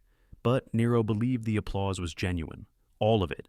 Suetonius describes him weeping with gratitude at standing ovations, taking multiple curtain calls, genuinely convinced the audience loved him rather than feared him. He entered competitions at the Olympic Games in Greece, where he was proclaimed victor in every event he entered, including a chariot race where he fell out of the chariot and didn't finish. The judges awarded him the victory anyway, reasoning that he would have won if he'd completed the race. Nero accepted the crown with solemn gratitude and pride, genuinely convinced he'd earned it through talent. The artistic delusion tangled with political paranoia in ways that made both worse. Anyone who failed to appreciate his performances became automatically suspect. If they didn't recognize his genius, they must harbor treasonous thoughts. The Pisonian conspiracy of 65 CE, a genuine plot to assassinate Nero by senators and officers, included several people who'd been forced to attend one too many interminable poetry recitals.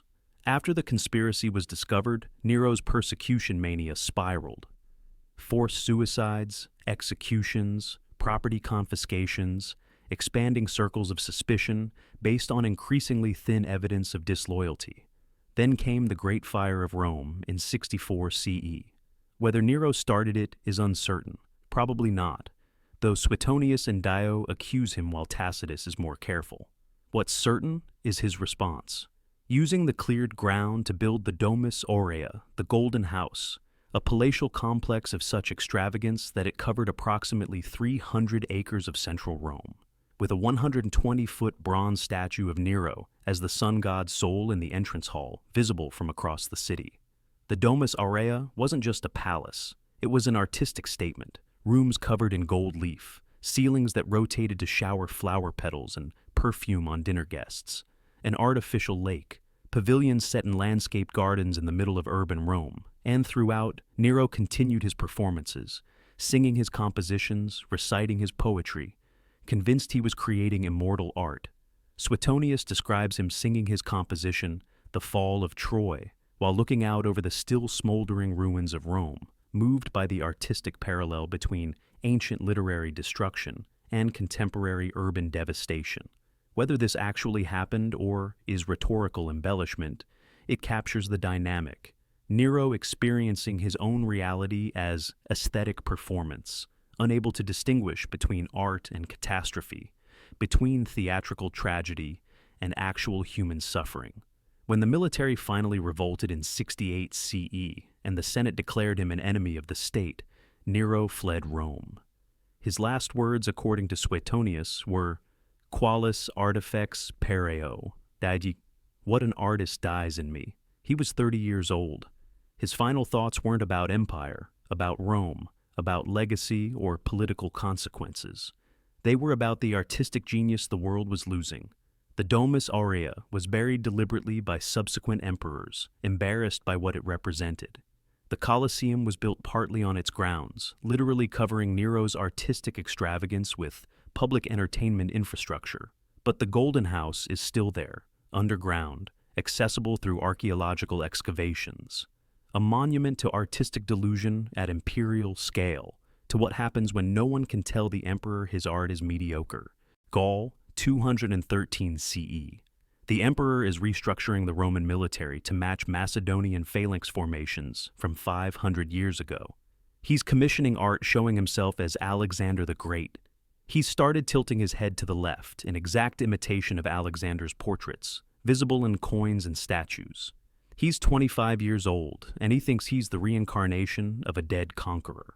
Marcus Aurelius Antoninus, called Caracalla, after the Gallic hooded cloak he popularized, started with an obsession and ended with identity delusion. The progression is documented in Cassius Dio, Herodian, and especially in the material evidence, coinage, portraiture, military reforms, architectural projects that survive to be examined.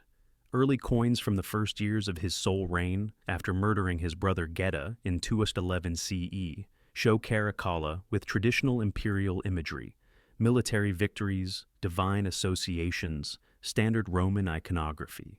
By 212 CE, the coins are showing Caracalla with Alexander's distinctive head tilt, his hairstyle, his facial expression. Artists were being instructed to make the emperor look like Alexander. By 214 CE, some coin series show them almost merged, Caracalla wearing Alexander's lion helm, with Greek inscriptions comparing their achievements. He ordered a phalanx of 16,000 men created, armed with Macedonian sarissas, long spears up to 18 feet that required two hands and specific formation tactics, trained in formations Alexander would have used against the Persians. This made no tactical sense against Rome's actual enemies. The Parthians and Germanic tribes Rome faced in the 3rd century CE didn't fight like the Persian Empire of Alexander's era. The sarissa phalanx was obsolete, but Caracalla didn't care about military effectiveness. He cared about recreating Alexander's army. He made a pilgrimage to Alexander's tomb in Alexandria in 215 CE, a visit documented in multiple sources. Dio describes Caracalla standing at the tomb for hours, communing with the dead king's spirit. He left offerings, his purple imperial cloak, his signet rings, and his armor, incredibly valuable items, laid in the tomb as if Alexander could use them. The gesture wasn't symbolic political theater. Caracalla reportedly stood there weeping, overwhelmed by emotion, talking to the corpse. Then the claims escalated from obsession to identity delusion. Caracalla began claiming to be Alexander reborn, not metaphorically, not in the sense of walking in his footsteps or continuing his legacy. Actually reborn, the same soul returned. He ordered priests to conduct ceremonies to this effect. He had artists create composite images showing Alexander's face morphing into his own, visual representations of the supposed soul continuity. Herodian describes Caracalla's escalating paranoia, framing it explicitly as a secondary effect of the Alexander obsession. If he was Alexander reborn, then anyone who didn't recognize this truth was an enemy of cosmic order. His brother Geta, whom he murdered personally in front of their mother, according to Dio, had been part of a conspiracy to deny his true identity. The massive purges that followed Geta's murder, Dio estimates 20,000 killed in the aftermath, though this may be exaggerated, were systematically eliminating those who'd supported Geta's false claim to equality with the reborn Alexander. The paranoia had a certain internal logic if you accepted the premise. If Caracalla was actually Alexander's soul returned, then the cosmic order demanded absolute recognition of this fact. Opposition wasn't just political disagreement, it was ontological rebellion against divine reality. Everyone who'd supported Geta had implicitly denied Caracalla's true identity, making them enemies of truth itself. In 217 CE, while campaigning in Parthia, Alexander had conquered the Persian Empire. Caracalla needed to match and exceed this achievement. He stopped to urinate by the roadside. One of his guards, Justin Martialis, whose brother Caracalla had executed during the purges, stabbed him to death while he was vulnerable. He was 29 years old, killed during the very military campaign that was supposed to prove he was Alexander reborn. The Alexander identification itself might sound like playful imperial propaganda. Romans had been comparing their generals to Alexander for centuries, but the sources make clear Caracalla had transcended metaphor. He genuinely seems to have believed it so completely that he shaped military policy, civil governance, and foreign policy around the delusion that he was someone else entirely. He saw his own face in mirrors and saw Alexander. He thought his actions were fulfilling Alexander's unfinished agenda. He couldn't distinguish between admiration and identity, between modeling oneself on a hero and believing you were that hero reborn. Akhenaten, Amarna, Egypt, 1340 BCE. The new capital, built for a new god, for a new vision that will erase 3,000 years of Egyptian religious tradition. The temple windows open to the sky, no dark inner sanctums, just exposure to the sun disk. And while the pharaoh writes hymns to the Aten, the empire is collapsing in real time. Amenhotep IV became Akhenaten, effective for the Aten, when he abandoned traditional Egyptian polytheism for exclusive worship of the Aten, the sun disk, a physical object in the sky that previous pharaohs had honored as one aspect of Re, but never as the sole god. This wasn't religious reform in the sense of modifying traditions or emphasizing certain deities. This was systematic erasure of Egyptian religious culture, and it happened fast, within years of his transformation. The Amarna letters, diplomatic correspondence preserved in cuneiform clay tablets, discovered buried in the abandoned city's ruins, tell the external story of imperial collapse. Vassal kings from Syria, Canaan, Cyprus, and the Levantine coast, writing increasingly desperate letters to Pharaoh. Early letters are routine. The Epiru are raiding. Send troops to defend your territories. Then the tone changes. Why don't you respond? Your lands are falling to enemies. We need military support. Then desperation. Are you even reading these? Everything is lost. The Hittites are advancing. Cities are surrendering to other powers. Where is Egypt? No help came. The letters just accumulated in the administrative buildings at Amarna, read or unread, but certainly unanswered with military support. The Egyptian empire in the Levant dissolved while Akhenaten focused on religious revolution. The archaeological evidence from Amarna tells the internal story. Akhenaten moved the capital from Thebes, center of traditional religious power, particularly for the god Amun, to a virgin site in Middle Egypt. He built it at incredible speed. Temples, palaces, administrative buildings, tombs, all dedicated to the Aten. The city was constructed in less than 5 years, requiring massive labor mobilization. The art from Amarna is extraordinary, naturalistic by Egyptian standards, showing the royal family in intimate domestic scenes, showing Akhenaten with elongated skull, feminine hips, distended belly, androgynous features. Modern Egyptologists debate whether Akhenaten had a physical condition, Marfan syndrome, a genetic disorder causing elongated features, Froelich syndrome, or was the art stylized religious imagery representing spiritual transformation? But the physical appearance is less important than the psychology visible in the obsessive focus. Akhenaten wasn't just promoting a god, he was erasing all others, systematically, violently. Inscriptions from his reign show he sent agents throughout Egypt to chisel out the names of other gods from temple walls, particularly Amun, king of the traditional gods, but eventually other deities too. Workers literally traveled around Egypt with chisels, finding every inscription containing divine names and obliterating them, including, bizarrely, the name of Akhenaten's own father, Amenhotep III. Amun is satisfied, which contained the forbidden god's name. This level of systematic erasure requires obsession beyond political strategy. It's not enough to promote your preferred deity. You have to eliminate all rivals, even linguistic traces, even your own father's name. The inscriptions show increasing absolutism. There is no other god but the Aten. The Aten has no equal. Only through the Aten does life exist. The hymns Akhenaten wrote to the Aten, preserved in tomb inscriptions of officials, are beautiful, genuinely moving poetry about the life-giving sun. But they're disturbing in their exclusivity. There is no other who knows you except your son Akhenaten, not few know you or I know you best. No other. Akhenaten positioned himself as sole intermediary between humanity and the only god, eliminating the entire priestly infrastructure that had mediated Egyptian religion for millennia. Meanwhile, the Amarna letters kept arriving from collapsing territories. Send help, send troops. The Hittites are advancing. The Apiru are taking cities. The territories are falling. No help came. Akhenaten was writing hymns, building temples, erasing the names of old gods, conducting elaborate ceremonies with his family, worshipping the sun disk.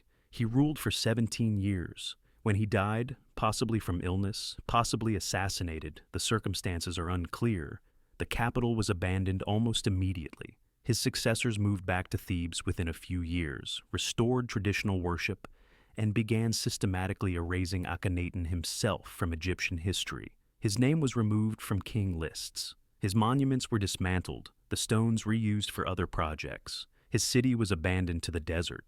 Later, Egyptian historians referred to him only as the criminal of Akhetaten, or the rebel, or just omitted him entirely from chronologies. But the Amarna letters survived, buried in the abandoned city's ruins, until archaeologists found them 3,200 years later. They tell the story the Egyptians tried to erase, an empire collapsing in real time, while its ruler pursued a religious obsession that made sense only to him, convinced that divine truth was more important than diplomatic reality or military necessity. Jerusalem, 7 BCE. The greatest builder king in Judean history has just ordered the execution of 3 more family members, his own sons, Alexander and Aristobulus, on charges of plotting against him. The temple expansion project continues magnificently. The succession is drowning in blood. Herod's building projects, the expansion of the Second Temple in Jerusalem, the fortress of Masada, the port city of Caesarea, Maritima with its revolutionary harbor engineering, the Herodium Palace fortress, are archaeological marvels that modern excavation continues to reveal in their full scale. The temple platform in Jerusalem, constructed under Herod, is so massive and precisely engineered that it's still intact after 2 millennia. Caesarea's harbor used hydraulic concrete that set underwater, a technology that was cutting edge. Herod rebuilt Judea's infrastructure at a level not seen before or after his reign. He also killed his favorite wife Mariamne, her mother Alexandra, his 3 eldest sons, one at a time as each became suspect, his brother-in-law Aristobulus III, and uncle Josephus, and several dozen other relatives, advisors, and perceived threats documented in Josephus's exhaustive accounts. Josephus, our primary source, describes the pattern with clinical detail. Herod would become convinced of a conspiracy, order an investigation, find or manufacture evidence through torture and informants, execute the accused, then spiral into remorse and depression, then recover and repeat the cycle. The execution of Mariamne in 29 BCE triggered a breakdown so severe that Herod fell seriously ill. The court physicians attributed it to grief-induced madness. He reportedly called her name while delirious, as if she were still alive and he could speak with her. He wandered the palace searching for her. He had servants whipped for not bringing her to him. Then he recovered and ordered the execution of her sons, Alexander and Aristobulus, his own children from the marriage, convinced they were plotting revenge for their mother's death. The logic was paranoid but had internal consistency. Of course they'd want to avenge their mother, therefore they were planning assassination. Therefore, preemptive execution was self-defense. The building projects accelerated alongside the executions. Architectural historians note that Herod's most ambitious constructions, Caesarea Maritima, begun around 22 BCE, the Herodium tomb palace in his final years, were initiated or intensified during his periods of maximum paranoia, as if he was building monuments to outlast the family he was systematically destroying. Build something eternal while killing everyone close to you. Augustus Caesar, emperor of Rome and Herod's patron, learning that Herod had executed another son, reportedly joked, "I'd rather be Herod's pig than Herod's son," a dark pun playing on the similarity between the Greek words for son, huios, and pig, shas, and on the fact that Herod, who observed Jewish dietary laws, wouldn't kill a pig but readily killed his sons. In his final illness, described by Josephus with horrific medical detail that sounds like gangrene, possibly complicated by kidney disease and worm infestation, Herod ordered all the Jewish notables in Judea imprisoned in the Hippodrome at Jericho. The orders were explicit: execute them all the moment he died. The stated reason? So, there would be mourning at his death, even if it was mourning for others rather than for him. He knew he was hated. He wanted tears at his funeral, even if he had to manufacture them by massacre. The order wasn't carried out. His sister Salome released the prisoners after his death in 4 BCE. But the fact that he gave the order, that he was willing to order mass execution to ensure tears at his funeral, reveals the terminal paranoia. Everyone was threat or tool. Even corpses had political purpose. He died, age 69, having transformed Judea's infrastructure and nearly exterminated his own dynasty. Of his many sons, only 3 survived to inherit: Archelaus, Antipas, and Philip, and their kingdoms would be absorbed by Rome within a generation, partly because Herod's murders had left no clear succession, no family cohesion, no legitimate heir with undisputed claim. The archaeological remains of his projects exist as monuments to capability and delusion intertwined. The temple platform, visible from space, built by a man who killed his family.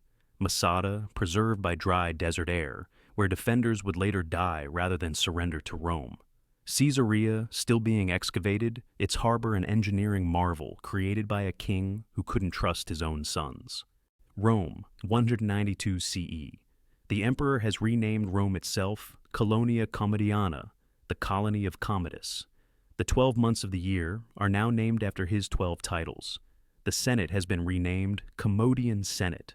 And today, the emperor is fighting in the arena again, dressed as Hercules, while senators are required to watch and applaud. Marcus Aurelius Commodus had the profound misfortune of being the disappointing son of Marcus Aurelius, the philosopher-emperor, last of the 5 good emperors, who presided over Rome's zenith. Commodus had the inclination to dismantle everything his father built. The Historia Augusta, Cassius Dio, and Herodian document his reign in appalled, specific detail. He started by abandoning his father's Danubian military campaigns. Arguably reasonable, those wars were grinding and expensive. Then he returned to Rome and essentially never left. Less reasonable for an emperor whose legitimacy partly derived from military command. Then he decided he was Hercules incarnate and began dressing accordingly, performing accordingly, demanding worship accordingly. The portraits and coinage tell the story with visual precision.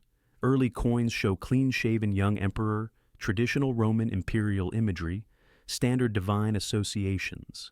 Mid-reign coins show the emperor with elaborate curls imitating artistic depictions of Hercules, adding club symbols and lion skin.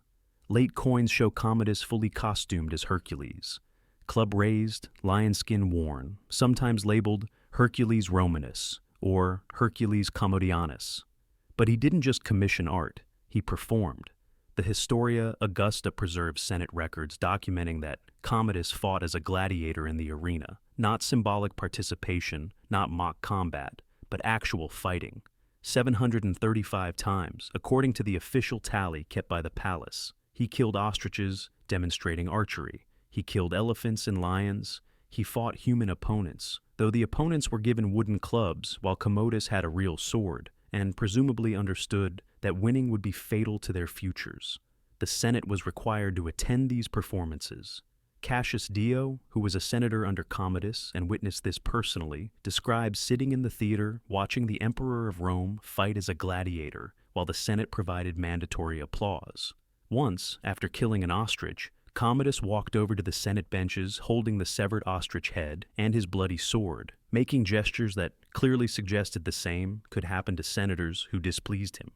Dio writes that he and his fellow senators had to bite laurel leaves from their ceremonial wreaths to avoid laughing, which would have been fatal as the emperor performed this bizarre, threatening display. But Commodus believed his gladiatorial prowess was genuine. He thought he was Hercules, performing heroic labors. The applause was real to him, not coerced. He saw himself as the greatest. Gladiator in Roman history, a warrior god who honored Rome by fighting in the arena. The delusion scaled to governmental level. Commodus officially renamed Rome Colonia Lucia Annia Commodiana, the colony of Lucius Aelius Aurelius Commodus. The Senate became Commodian Senate. The Roman legions became Commodian legions.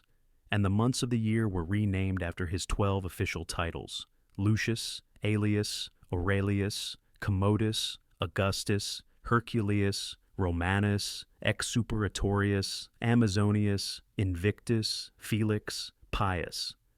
These weren't unofficial nicknames, these were official imperial policy, recorded in administrative documents, used in dated correspondence. In 192 CE, his closest advisors, understanding this couldn't continue without destroying the Principate, orchestrated his assassination. His athletic training partner Narcissus strangled him in his bath on December 31st, deliberately timing it for the last day of the Commodian calendar year. He was 31 years old. The Senate, finally free to speak honestly, immediately declared damnatio memoriae, erasure from memory. They voted to rename the months back to their traditional names. They voted to rename Rome back to Rome. They voted to rename the Senate back to the Senate. They toppled his Hercules statues. Dio records that senators shouted in the chamber, "The gladiator to the dung heap, the gladiator to the hooks," referring to the hooks used to drag dead gladiators from the arena. But for 12 years, Rome had been Colonia Commodiana, and its emperor had fought as Hercules Commodianus in the arena, while the Senate bit laurel leaves to avoid fatal laughter. The system had accommodated the delusion, maintained the fiction, applauded the performance, until it finally couldn't anymore. Tema Oasis, Arabia, 545 BCE. The king of Babylon hasn't been to Babylon in 10 years. He's in the Arabian desert, building temples to the moon god Sin, having visions, writing inscriptions about his dreams. In Babylon, his son rules his region, while the empire continues functioning, and everyone pretends this is normal. This case is strange because it's documented primarily by Nabonidus' own inscriptions. He wrote down his visions, his dreams, his divine commands with the detailed conviction of someone who absolutely believed what he was experiencing, and by the propaganda of his enemies, particularly the priests of Marduk, who had worldly reasons to despise him. But the enemy propaganda and his own accounts align on the basic facts, which makes the story stronger. Nabonidus left Babylon and didn't come back. The Nabonidus Chronicle, the verse account of Nabonidus, propaganda from the Marduk priesthood, and Nabonidus' own cylinder inscriptions present a remarkably consistent picture. Midway through his reign, around 552 BCE, Nabonidus left Babylon for the Arabian oasis of Tema and stayed there for 10 years. Why? According to his own inscriptions, Sin the moon god commanded it. He describes elaborate dreams where Sin spoke to him directly. Celestial signs, eclipses, planetary conjunctions, that he interpreted as divine messages specifically for him. Visions of the moon, God giving him instructions to restore ancient temples in Arabia. The inscriptions are detailed, specific, written with absolute conviction. He built temples to Sin in Taima and other Arabian sites. He elevated moon god worship above Marduk, Babylon's traditional patron deity who'd been supreme in the Babylonian pantheon for over 1,000 years.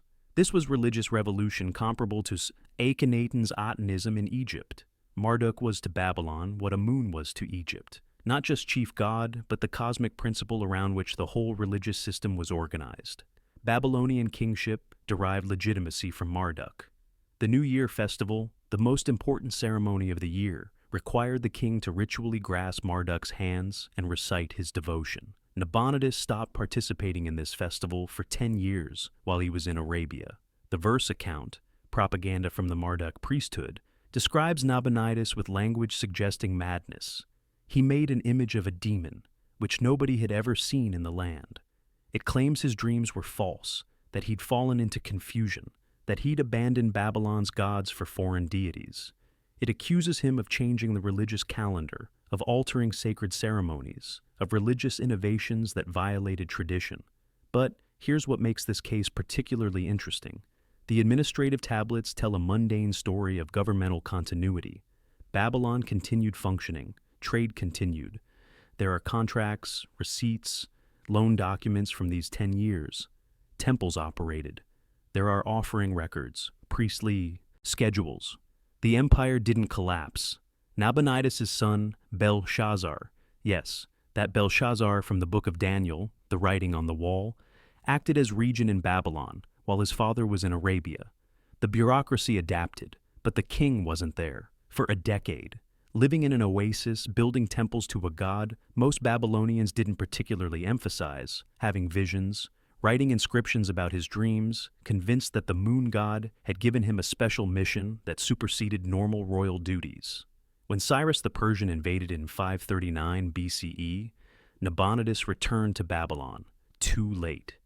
The city surrendered without siege, partly military pragmatism, partly because the priests who opposed Nabonidus's religious innovations saw Cyrus as liberator.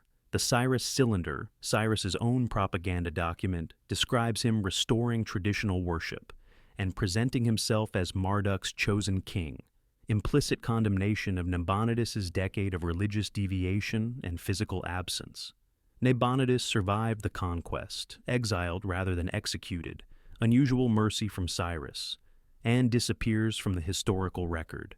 But his inscriptions remain, scattered across Arabia and southern Mesopotamia, the record of a king who heard the moon god speak and abandoned his capital to follow divine visions no one else could see. Was it genuine religious experience, mental deterioration, or both? The ancient sources couldn't tell. We still can't. But the pattern is documented. Capable king becomes convinced of personal divine communication, abandons normal governance for religious mission, and the empire accommodates this for a decade until external conquest ends the experiment. Constantinople, 574 CE. In the Great Palace, they've installed organs throughout the corridors, not for worship, not for celebration, for noise, constant, loud noise. Because when it's quiet, the emperor screams, and when he screams, the entire city can hear it echoing from the palace complex that dominates Constantinople's landscape. Justin the Sim, nephew and successor to Justinian I, inherited the Byzantine Empire at a breaking point. Wars on every frontier with Lombards in Italy, Avars and Slavs on the Danube, Persians in the east. The treasury was empty from Justinian's building projects and military campaigns. Religious schisms between Chalcedonians and Monophysites threatened to split the empire from within. Justin tried to manage it all. Then, according to John of Ephesus, Evagrius Scholasticus, and Paul the Deacon, three independent contemporary sources, he broke. The progression was rapid.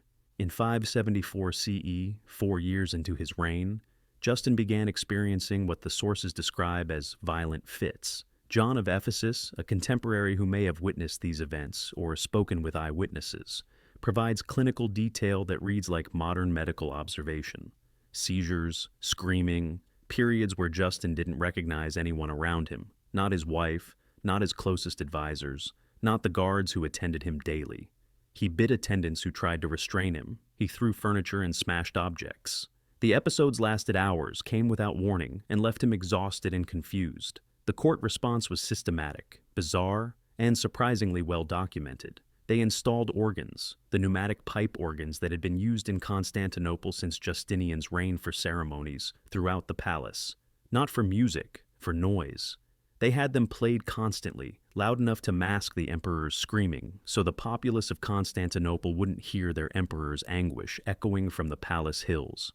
They brought in a throne mounted on wheels, like a mobile chair, and had servants wheel the emperor around the palace corridors at high speed during episodes.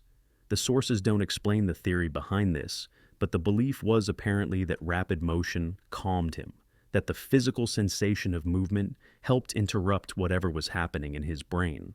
Imagine the scene, attendants running through palace corridors pushing the emperor of the Roman Empire on a wheeled throne, while he screamed and organs played to mask the sound.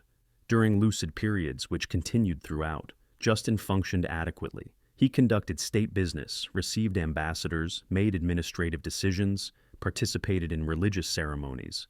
Then another episode would strike, sometimes days later, sometimes weeks, and the organs would start playing while servants rushed to remove anyone the emperor might injure in his confusion. The sources describe his wife Sophia, niece of the former Empress Theodora, essentially taking over governance. During his incapacitated periods, she met with officials, issued orders in his name, managed policy, conducted diplomatic correspondence. Then she'd step back when Justin recovered, maintaining the fiction that he'd never stopped ruling.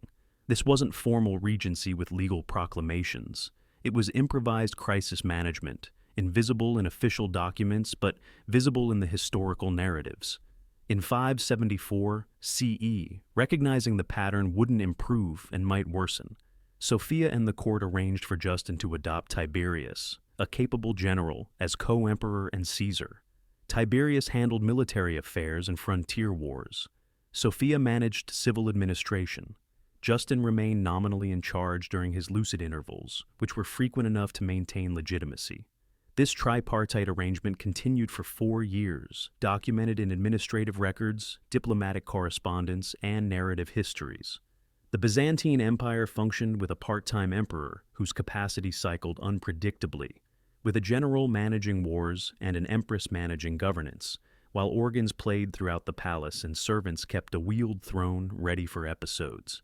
Justin the Cum died in 528 CE, possibly during or shortly after an episode. Tiberius succeeded peacefully. The arrangement had prepared for this. And remarkably, the Byzantine historical tradition treats Justin fairly sympathetically. They describe him as a good man afflicted by disease, not as mad or divinely punished or unworthy. The distinction matters. They saw his condition as medical crisis, not moral failure. They accommodated it structurally, adapted governance around it, and maintained the empire's function despite imperial incapacity.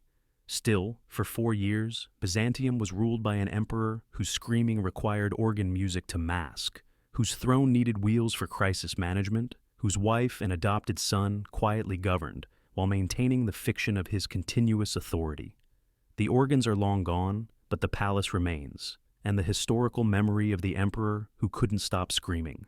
Luoyang, China, 697 CE. The empress, she took the male title, emperor, has established the copper boxes throughout the capital, bronze collection boxes at major intersections and government buildings where anyone can submit anonymous accusations against anyone else.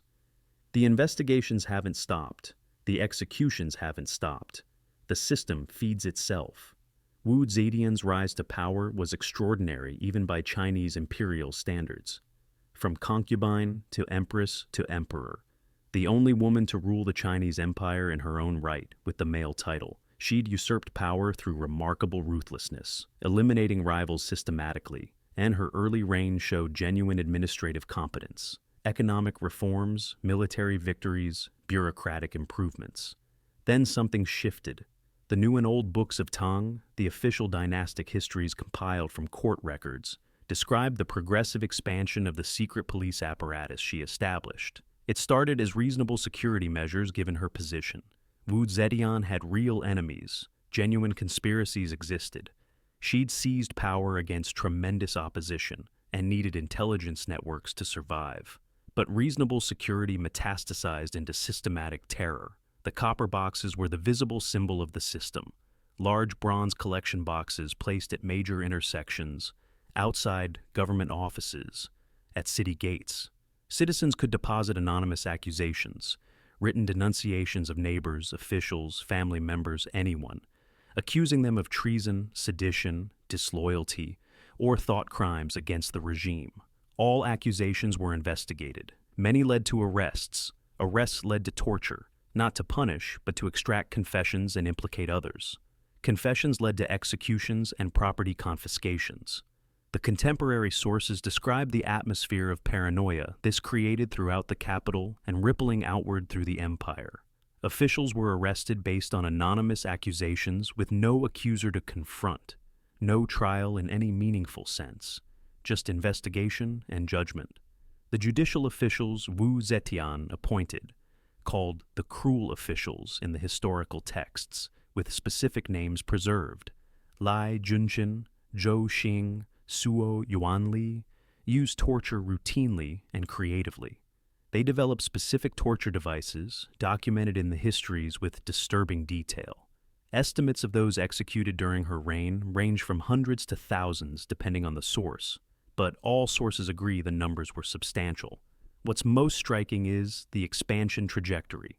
Wu Zetian didn't scale back the copper boxes after suppressing the real conspiracies. She expanded them, added more collection points, rewarded accusers with money and official positions, created a bureaucracy devoted to processing accusations. The system took on its own momentum, generating accusations that generated investigations, that generated confessions that generated more accusations. Historical analysis, both traditional Chinese scholarship and modern historiography, suggests this went beyond rational political calculation into pathological paranoia. The scale exceeded any plausible security threat by Wu Zetian's later reign.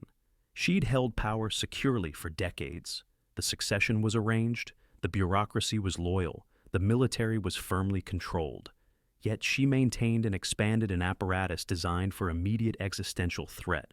She saw conspiracies everywhere because the system she'd built was designed to find them. And if you build a machine to detect conspiracies, it will detect conspiracies whether they exist or not.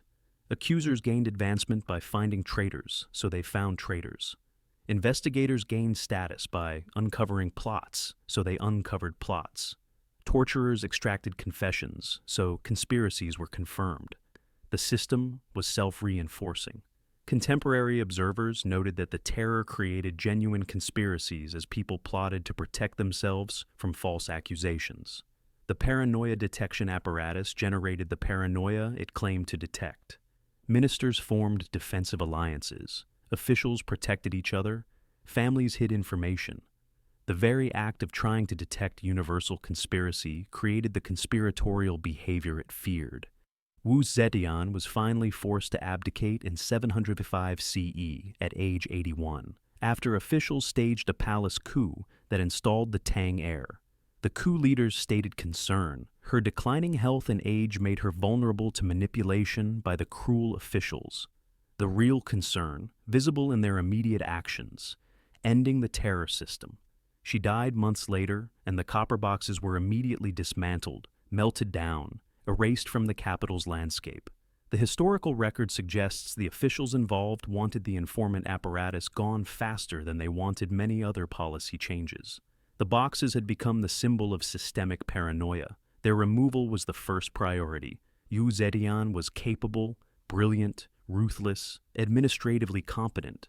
But by the end, she was running an empire through systematic paranoia that created the threats it claimed to detect, that saw conspiracy in every shadow because she'd built machines to find shadows everywhere. Russia, 1570. The Oprichniki, the Tsar's personal terror force dressed in black with dog's head and broom symbols, have surrounded Novgorod.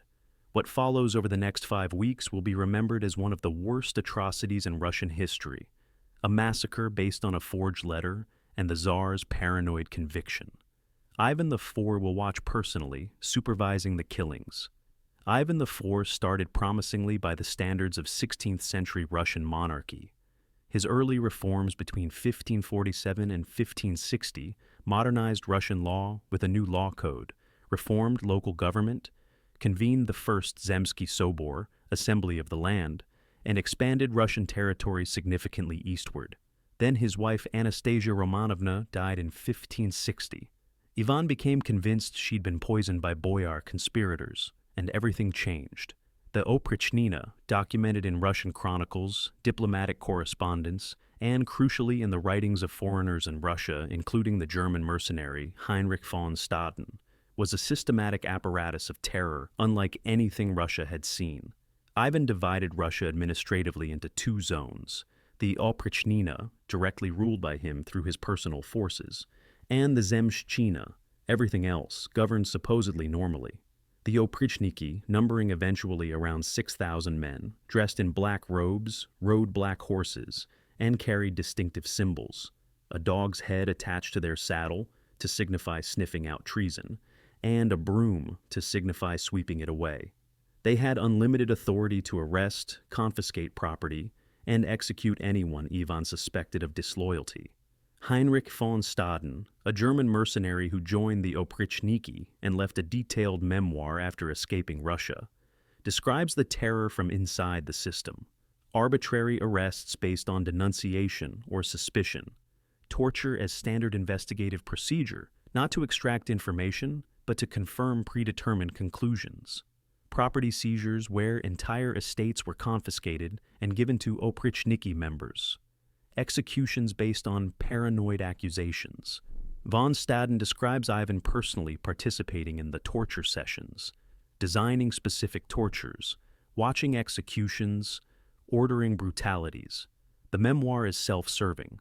Von Staden was justifying his own participation, but its details about the system's operation are corroborated by Russian sources and other foreign accounts. The Novgorod massacre in 1570 represents the oprichnina's peak horror. Ivan became convinced, based on a forged letter that modern historians have definitively identified as fraudulent, that Novgorod was planning to defect to Poland-Lithuania. The letter was obvious forgery, wrong seals, wrong language, just wrong diplomatic protocol. But Ivan believed it, or chose to believe it. He marched to Novgorod with the oprichniki. The chronicles, multiple Russian chronicles from different traditions, describe a 5-week massacre. Citizens herded onto the frozen Volkhov River, where the ice was broken, and they drowned by hundreds. Monasteries sacked with monks killed. Churches looted despite their sacred status. People tortured to death in the central square. Estimates of the dead vary wildly from 2,000 to 15,000, but all sources agree the killing was systematic, sustained, and supervised personally by Ivan. The chronicles preserve the detail that Ivan watched from a raised platform, observing the massacres, ordering specific tortures for specific people, maintaining detailed records. He wasn't in rage, he was methodical, focused, believing he was rooting out treason with systematic thoroughness. But there was no conspiracy. The letter was forged by someone in Moscow, possibly by an oprichniki faction, trying to redirect Ivan's suspicion away from themselves toward Novgorod. The entire city had been destroyed, based on complete delusion, and Ivan never acknowledged the error. The pattern throughout Ivan's reign was consistent. Periods of capable governance interrupted by spiraling paranoia, purges, terror, then remorse. Ivan would order massacres, then pray for hours afterward, prostrating himself hundreds or thousands of times in churches, having the names of victims read out in monasteries with donations for their souls. Then he'd recover, and the cycle would repeat. In 1581, in a rage during an argument about his pregnant daughter-in-law, he struck his son and heir Ivan Ivanovich with his pointed iron staff, inflicting a wound that proved fatal. The famous Repin painting captures the moment after. Ivan cradling his dying son, realizing what he'd done, the horror and grief. Whether that moment of clarity was real or Repin's invention, the murder was real, documented by multiple sources. Ivan had killed his own heir, ensuring succession chaos. He died in 1584, age 53, probably from mercury poisoning. His bones show high concentrations, likely from mercury compounds used to treat syphilis, which Ivan may have had. The oprichnina was disbanded immediately after his death. His legacy: vast expansion of Russian territory eastward, and a reign of terror that traumatized the Russian nobility for generations, creating political dysfunction that contributed to the time of troubles. France 1405. The king won't sit down. He believes he's made of glass and will shatter. Court protocol has developed elaborate procedures to accommodate this belief. Careful choreography of movement, scripted interactions, padded furniture, iron rods sewn into his clothing, all to manage the delusion while maintaining the fiction of royal authority. Charles VI's reign shows with unusual clarity how psychological deterioration transforms from private illness to public catastrophe when you're ruling a major European power during the 100 Years' War. The documentation is extensive because medieval French record-keeping was sophisticated and because his condition lasted decades. He was crowned at age 11 in 1380, took personal power at age 20 in 1388, and initially ruled well, competently handling finances, managing the great nobles, conducting foreign policy. In August 1392, age 24, while riding with his army through the forest of Le Mans toward military campaign in Brittany, a strange man dressed in rags ran from the trees shouting warnings. "Go no further, noble king, you are betrayed." Minutes later, a page carrying a lance accidentally let it drop, clanging against another rider's armor in the summer heat. Charles drew his sword and attacked his own knights, killing 4 before being restrained and disarmed. The Chronique du Religieux de Saint-Denis and the Chronicles of Froissart describe what followed over the next 30 years. Charles recovered from that first episode after days of unconsciousness. But the episodes recurred. Over his 42-year reign, he experienced approximately 44 documented episodes of varying length, some lasting days, some lasting months. During episodes, he didn't recognize his wife Queen Isabeau or their children. He believed he was made of glass. He ran through palace corridors howling like a wolf. He refused to bathe or change clothes for 5 months during one episode, his clothing rotting on his body, until attendants forcibly changed him while he was asleep. The glass delusion was specific, persistent, and documented in multiple sources independently. Charles had iron rods sewn into his clothing to prevent breaking if touched. He refused to let people touch him or come close. Court protocol developed elaborate systems around the delusion. Careful choreography of court ceremonies so no one would accidentally bump him. Scripted interactions designed not to trigger panic about breaking. Furniture padded or moved to prevent him injuring himself when he tried to avoid contact. Between episodes, Charles functioned normally, governed, made decisions, participated in court life, signed documents, conducted foreign policy. The unpredictability was politically catastrophic. You couldn't plan military campaigns when the king might become incapacitated unexpectedly. You couldn't conduct diplomacy when foreign ambassadors might arrive to find the king believing he was made of glass. The lack of pattern made everything worse than if he'd been consistently incapacitated. The kingdom developed a de facto solution documented in administrative records and chronicle accounts. During Charles's incapacitated periods, his brother Louis, Duke of Orleans, and his uncle Philip, Duke of Burgundy, essentially ruled as rival regents, competing for control. This competition became formalized civil war, the Armagnac-Burgundian conflict that devastated France worse than the English invasions, killing thousands and paralyzing governance. The Battle of Agincourt in 1415, one of England's greatest military victories over France, happened during one of Charles's incapacitated periods. French command was divided between rival factions. Coordination was impossible. Strategic planning was chaotic. Henry I's victory was partly due to French military incompetence rooted in political dysfunction, rooted in the king's mental illness. The Treaty of Troyes in 1420, which disinherited Charles's own son and named Henry V of England as heir to the French throne, was signed during one of Charles's lucid periods. The treaty reflected France's exhaustion with the instability. Better to accept English succession than continue the chaos of unpredictable royal authority and civil war between regents.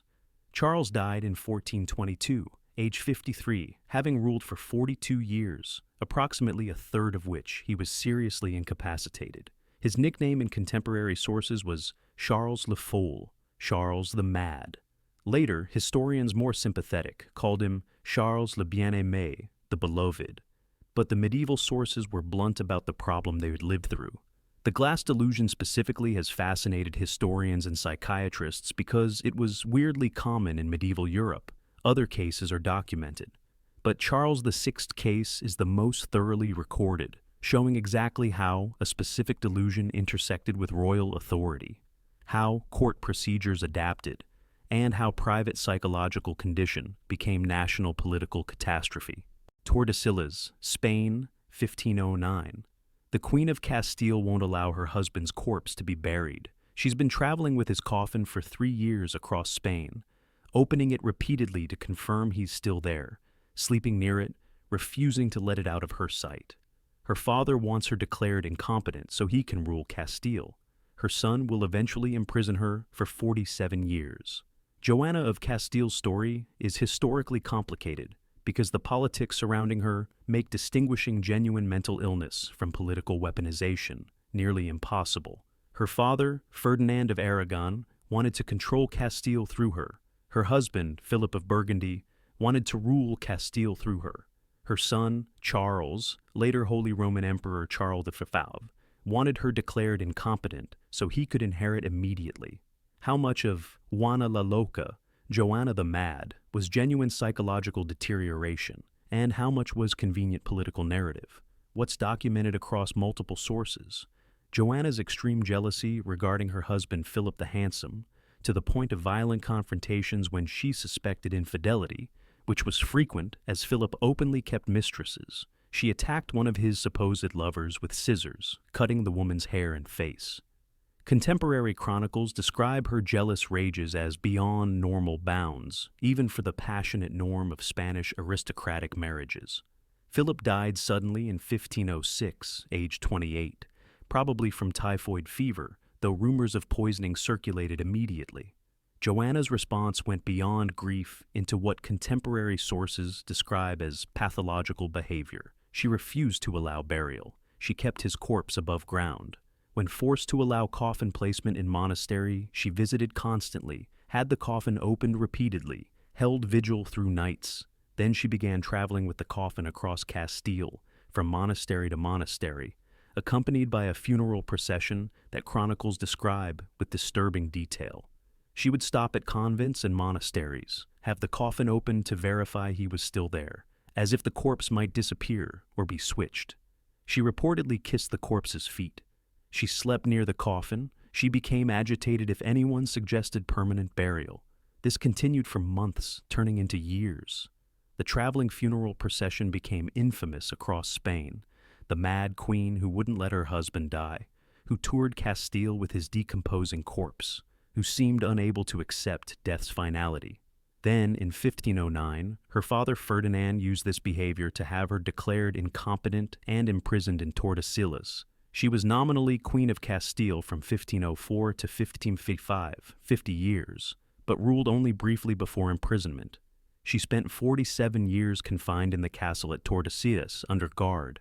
Reports from her imprisonment describe deteriorating mental state, refusing to eat for extended periods, refusing to bathe or change clothes, periods of violent agitation alternating with catatonic withdrawal, religious obsessions. But the sources are all filtered through people who benefited from portraying her as mad: her father, who wanted to rule Castile, her son, who wanted to inherit without waiting for her death. Modern historical scholarship debates whether Joanna had severe depression with psychotic features, or whether she was a sane woman systematically traumatized and broken by imprisonment.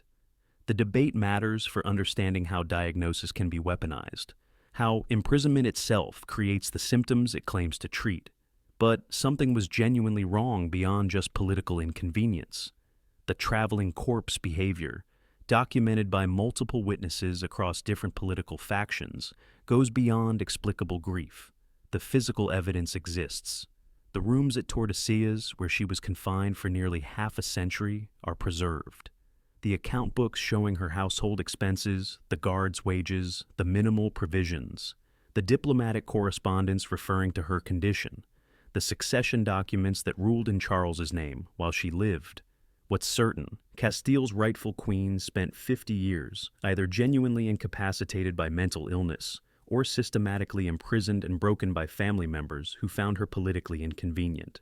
Power was exercised in her name by father and son while she lived in confinement. Whether the madness came first or imprisonment created, it is probably unanswerable.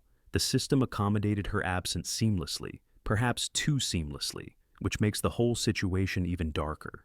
Ancient Israel, approximately 1010 BCE. In the Judean hills, Israel's first king sits alone in his tent. His servants can hear him talking. There's no one else in there. The darkness he's speaking to seems, to him, to speak back. The Book of Samuel preserves the account with surprising psychological detail, given that it's 3,000-year-old religious text. Saul, anointed by the prophet Samuel, started as a successful warrior king who united the tribes, defeated the Philistines at Michmash, expanded territorial control, and established the first centralized Israelite monarchy.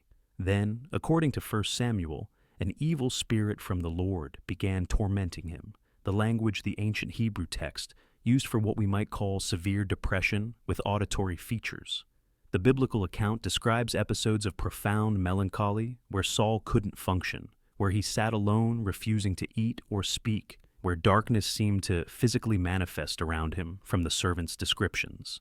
The only thing that helped was music, specifically David, the young musician from Bethlehem, playing the lyre.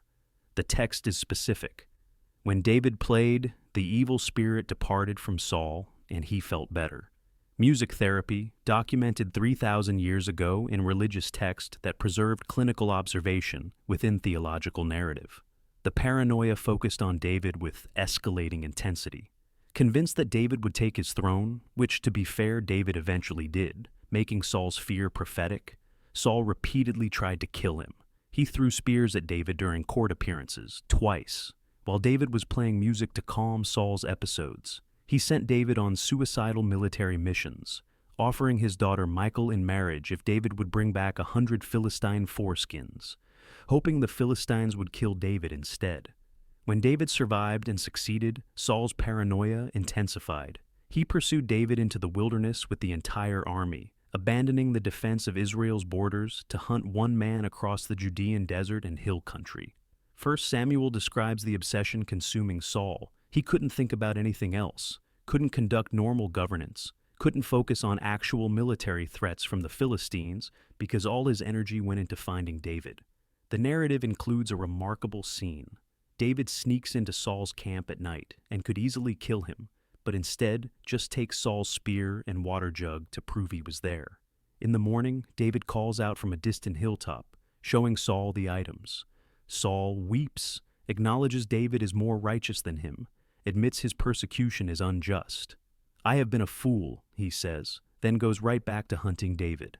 The biblical narrative captures the cycle. Brief moments of clarity followed by the paranoia returning stronger.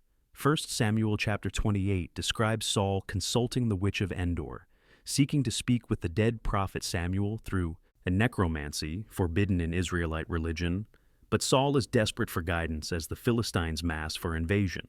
Whatever happened in that cave, hallucination, genuine divination, psychological crisis, spiritual experience, impossible to determine, Saul emerged convinced he would die in battle the next day.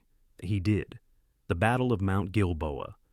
The next day saw Israel routed, Saul's sons killed including Jonathan, and Saul seriously wounded by Philistine archers. Rather than be captured, he fell on his own sword, suicide documented in the biblical text without euphemism. The biblical account doesn't diagnose in modern terms. It describes a capable king experiencing an evil spirit from God, the theological framework they had, periods of darkness requiring music to lift, paranoid fixations on perceived rivals, pursuit of David that became all-consuming obsession, final consultation with spirits through forbidden necromancy, suicide after military defeat he'd been warned about. For believers, this is theological narrative about divine judgment. For historians, it's remarkably detailed documentation of psychological deterioration in ancient kingship, preserved in religious text because it was too central to Israel's foundational narrative to omit. Either way, the pattern is there. Capable beginning, mental decline manifesting as melancholy and paranoia, obsessive pursuit of perceived threats, tragic end in battle and suicide. The text presents Saul sympathetically in moments. A victim of divine rejection, struggling with darkness beyond his control. But it also shows the political consequences. Israel weakened by a king who couldn't govern properly, who wasted military resources pursuing personal paranoia, who died by suicide, leaving Israel vulnerable to Philistine domination until David could consolidate power. 3,000 years later, the account reads like clinical case study embedded in Scripture. The observation of mental deterioration documented with specificity surprising for ancient text. Moscow, 1570. Tsar Ivan IV of Russia is seeing conspiracies everywhere.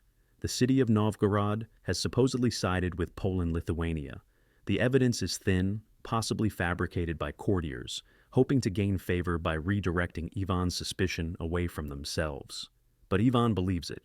He believes it absolutely enough to march an army to one of Russia's greatest cities and spend 5 weeks systematically massacring its population.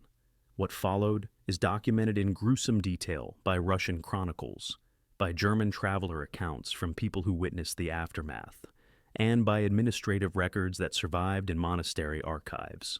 The massacre of Novgorod lasted from early January to late February 1570. Estimates of the dead range from 3,000, probably too low, to 30,000, probably too high. But all sources agree. The killing was sustained, systematic, supervised by Ivan personally, and based on completely false accusations. Ivan ruled Russia from 1547 to 1584, earning his epithet Grozny, usually translated as the Terrible, but meaning something closer to the awe-inspiring or the formidable. The early reign from 1547 to 1560 was successful by any measure, expanded Russian territory eastward into Siberia, reformed law codes including the Sudebnik of 1550, reformed local government, patronized arts and printing, strengthened central authority. He was capable, intelligent, religiously educated, and effective. Then his beloved wife Anastasia Romanovna died in 1560, possibly poisoned, though this was suspected about many royal deaths and doesn't mean it was true. Ivan became convinced that boyar conspiracies surrounded him, that the old noble families who dominated Russia during his minority were plotting constantly to weaken or eliminate him. The paranoia that had always simmered. He'd witnessed his mother's murder and boyar violence as a child, metastasized into state policy. Heinrich von Staden, a German mercenary who served in Ivan's Oprichnina from 1564-1576, left memoirs after escaping to Germany. He describes the Tsar's state within a state from inside, mass executions in Moscow, torture as routine investigative procedure, properties confiscated on suspicion, Ivan personally participating in interrogations and killings. Von Staden's memoir is self-serving. He's explaining why he fled, but his descriptions of specific incidents, tortures, and administrative procedures are corroborated by Russian sources. The sources describe Ivan experiencing dramatic cycles, periods of profound religiosity where he'd spend hours in prayer, prostrating himself hundreds of times, ordering churches built, copying religious texts personally, then explosions of violence, ordering executions, designing tortures, killing with his own hands, then remorse, praying for the victims, having their names read in monasteries with donations for their souls. Then the cycle would repeat. He reportedly beat his pregnant daughter-in-law, Elena, causing miscarriage because he thought her clothing was immodest. In 1581, during an argument that started about this incident, he struck his son, Ivan Ivanovich, with his pointed iron staff, the weapon he carried constantly, causing head wounds that led to the son's death days later. Multiple sources confirm this: Passavino, the papal legate in Moscow, Russian chronicles, later historical accounts drawing on court testimony. The famous Repin painting, Ivan the Terrible, and his son, Ivan, shows the moment after. Ivan cradling his dying son with horror, realizing what he's done, blood everywhere. Whether that specific moment of clarity happened or is Repin's artistic invention, the murder was real. Ivan had killed his own heir, the son he'd named after himself, in a rage. The succession chaos this created contributed directly to the time of troubles that followed Ivan's death. Russian chronicles describe Ivan's final years marked by increasing paranoia mixed with religiosity. He took monastic vows on his deathbed in 1584, asking forgiveness, surrounded by the boyars who'd survived his purges. What caused the deterioration? Childhood trauma, certainly. Watching his mother possibly murdered, witnessing boyar violence during his minority, growing up in an atmosphere of conspiracy and violence. Possible mercury poisoning. Testing of Ivan's remains shows elevated mercury levels, possibly from medicinal compounds used to treat syphilis, which Ivan may have had, or from intentional poisoning. Power absolutely unchecked by any external force.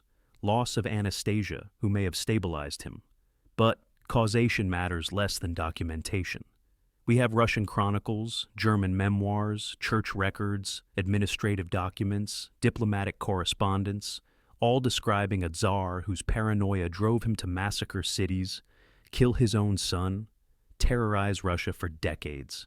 Capable leader becoming monster through combination of trauma, power, isolation, and deterioration no one could treat or restrain. Paris, 1392. In the forest of Le Mans, King Charles VI of France suddenly attacks his own men without warning. He kills 4 knights before being wrestled off his horse and restrained. When he regains awareness hours later, he has no memory of the episode, no understanding of what happened. It's the first of many episodes that will define his 42-year reign. It was August, late summer heat. Charles VI was riding with his army through the forest toward military campaign in Brittany. A man dressed in rags, either genuinely mad himself or just unfortunate, ran from the trees shouting warnings. "Go no further, noble king, you are betrayed. Turn back." Guards chased him away, but the encounter had rattled everyone. Miles later, a page carrying a lance dozed in the heat, dropped it. The lance clanged against another rider's armor with sudden loud noise. Charles drew his sword, screaming, "Forward against the traitors!" and attacked his own men, apparently convinced they were enemies, killing 4 knights, men he knew personally, before being restrained with difficulty. The episode passed. He collapsed unconscious and recovered days later with no memory of the attack. The monk of Saint Denis, chronicling events at the Royal Abbey, describes this first episode in detail, then chronicles the recurrence. In January 1393, at a mask ball, dancers caught fire, the Bal des Ardents incident, where men dressed in costumes that ignited. Charles escaped injury but experienced severe psychological episode afterward, requiring restraint. The chronicles describe him refusing to bathe or change clothes for 5 months, his clothing literally rotting on his body, until attendants forcibly changed him during sleep. The pattern continued for 3 decades until his death in 1422. The chronicles document approximately 44 distinct episodes of varying duration. During episodes, didn't recognize his wife Queen Isabeau or their children, believed he was made of glass and would shatter if touched, ran through palace corridors until physically stopped, refused basic self-care, experienced what the sources describe as complete disconnection from reality. Between episodes, functioned normally, governed, made decisions, participated in ceremonies, signed treaties, conducted diplomacy. The unpredictability was catastrophic. Military campaigns had to be planned around his capacity. Diplomatic negotiations could be interrupted by sudden incapacity. The lack of pattern, sometimes lucid for months, sometimes incapacitated for weeks without warning, made everything worse than consistent incapacity would have been. French administrative records from the reign show remarkable documentary continuity, despite royal dysfunction. Records issued on the king's authority, but clearly drafted by regents. Careful legal language justifying decisions made during the king's indisposition. The euphemism used consistently. The bureaucracy developed procedures for maintaining government function around unpredictable royal capacity. The political consequences were severe and documented extensively. Charles's incapacity enabled civil war between Armagnac and Burgundian factions, his brother Louis Duke of Orleans and his uncle Philip Duke of Burgundy fighting for control during regencies. This civil war killed thousands and paralyzed French resistance to English invasion. The Battle of Agincourt in 1415 happened during Charles's incapacity. Henry V's victory was partly due to French command being divided between rival factions who couldn't coordinate because there was no functioning king to impose unity. The military disaster reflected political dysfunction, reflecting the king's unpredictable mental state. The Treaty of Troyes in 1420 disinherited Charles's son, the Dauphin, and named Henry V of England as heir to the French throne. It was signed during one of Charles's lucid periods. He understood what he was signing, but reflected France's exhaustion with instability, the treaty's logic, better to accept English succession than continue the chaos of intermittent royal authority. Charles died in 1422, age 53, having ruled for 42 years, approximately a third of which he was seriously incapacitated. His legacy? A kingdom traumatized by instability, territory lost to England, civil war between French factions, and administrative precedents for how to govern around a non-functioning monarch. His case is historically significant because it's so thoroughly documented. We can trace specific episodes across decades. We can see exactly how government adapted to intermittent royal capacity. We can watch in chronicle accounts and administrative records how political factions exploited royal incapacity for advantage. We can observe how foreign powers, England particularly, timed military campaigns to exploit French weakness during the king's incapacitated periods. The pattern crystallizes. Severe mental illness at the apex doesn't necessarily collapse the state. Bureaucracy adapts. Factions govern in the king's name. fiction of authority is maintained. But the political consequences ripple outward in civil wars, foreign invasions, military disasters, until eventually the kingdom accepts humiliating terms just to end the uncertainty. Copenhagen, on 1772, King Christian VII of Denmark stands in the corner of the council chamber during the meeting. He's not participating in governance discussions. He's too busy playing with his coat buttons and occasionally making animal noises that the council politely ignores while conducting actual business. The real governance is being conducted by his German physician, Johann Friedrich Struensee, who has become the power behind the throne and the Queen's lover. It's one of European history's most bizarre political situations, and it's meticulously documented in Danish court records, diplomatic correspondence, and medical reports. Christian VII became king in 1766 at age 17. Court records and medical reports from his physicians describe him exhibiting unusual behavior from childhood that we might now recognize as serious developmental and mental health challenges. Compulsive behaviors documented in medical reports compiled by court physicians, repetitive movements, inability to sit still, needing to touch objects in specific patterns, violent mood swings between withdrawn isolation and manic activity, inability to concentrate on governance discussions for more than minutes, paranoid episodes where he believed people were trying to harm him. As king, Christian's behavior worsened under the pressure of royal responsibilities. Historical studies drawing on Danish court archives describe Christian hitting himself in the head during council meetings, hard enough to leave marks when frustrated or overstimulated, making animal sounds apparently as self-soothing behavior, requiring courtiers to slap him repeatedly at his request, behavior that seemed like self-harm ritual, demonstrating what we might now recognize as severe self-injurious behaviors that the court had no framework to understand or address. Struensee, appointed as royal physician, essentially became regent by default. Someone had to govern, while the king played with buttons and corners.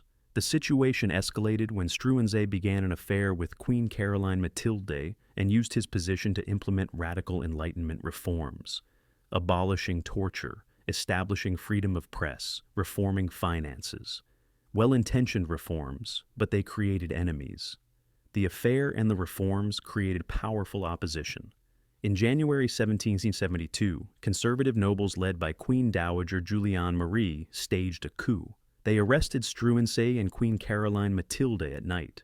Struensee was tried for crimes against the state and for the affair. He was executed in April 1772, drawn and quartered in Copenhagen. Caroline Mathilde was exiled to Celle in Germany. Christian VII remained king because someone had to be king, and he was the legitimate heir. For the next 36 years, until his death in 1808, Christian VII was essentially a ceremonial figure. Danish government records show regents and councils making all decisions while maintaining the legal fiction of royal authority.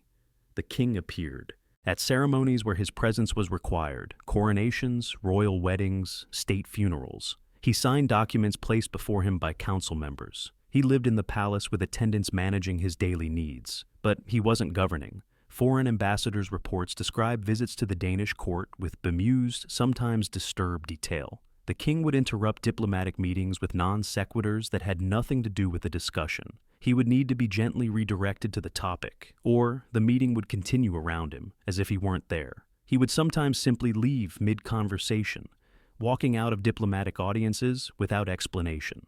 Everyone politely pretended this was normal behavior for a king. What makes Christian VII's case remarkable is how long it lasted, and how well documented it is across multiple source types. We have medical reports from his physicians describing his symptoms and behaviors.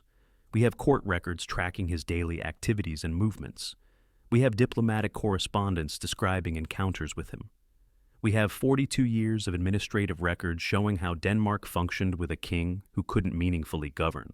The Danish government adapted successfully to this bizarre situation. The king became a symbol rather than a functioning administrator. The bureaucracy and noble councils handled actual governance. Denmark remained stable, survived the Napoleonic Wars, eventually transitioned to constitutional monarchy. Christian VII died peacefully in 1808.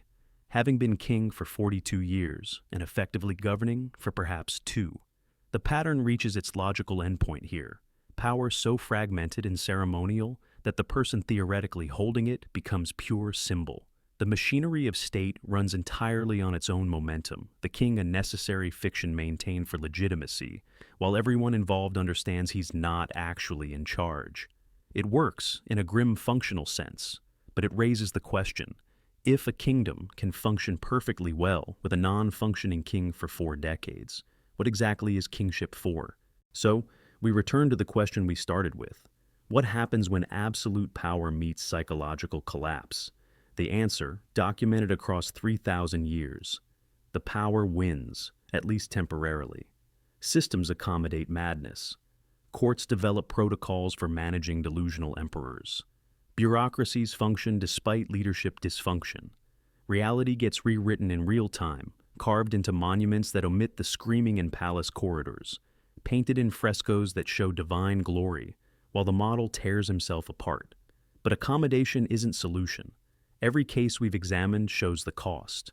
Wars fought for mad reasons, populations traumatized, policies that made sense only through the lens of dysfunction, successor generations that inherited the damage. The pattern persists because power persists. As long as humans organize into hierarchies with single individuals at the apex, as long as we grant some people authority over millions, the risk remains. The specific manifestations change. Modern leaders are usually not declaring themselves gods or making horses senators, but the fundamental dynamic endures.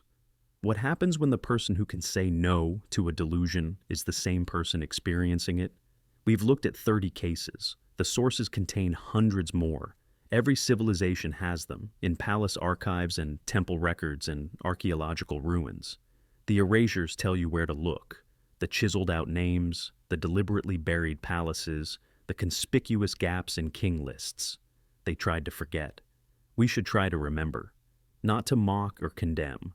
Most of these people were suffering genuine illness, navigating pain and dysfunction with no treatment, no understanding, no help beyond whatever court physicians could improvise. But to understand, power doesn't solve psychological vulnerability. It amplifies it, and the consequences scale accordingly. Which case disturbed you most? What pattern do you see that I've missed? Drop it in the comments. I read them all. And if this kind of forensic history interests you, the uncomfortable truths, the buried evidence, the parts they don't put in textbooks, subscribe. We do this every week. The past was stranger and darker than anyone told you. It deserves to be examined honestly. Thank you for watching. Good night, wherever you are.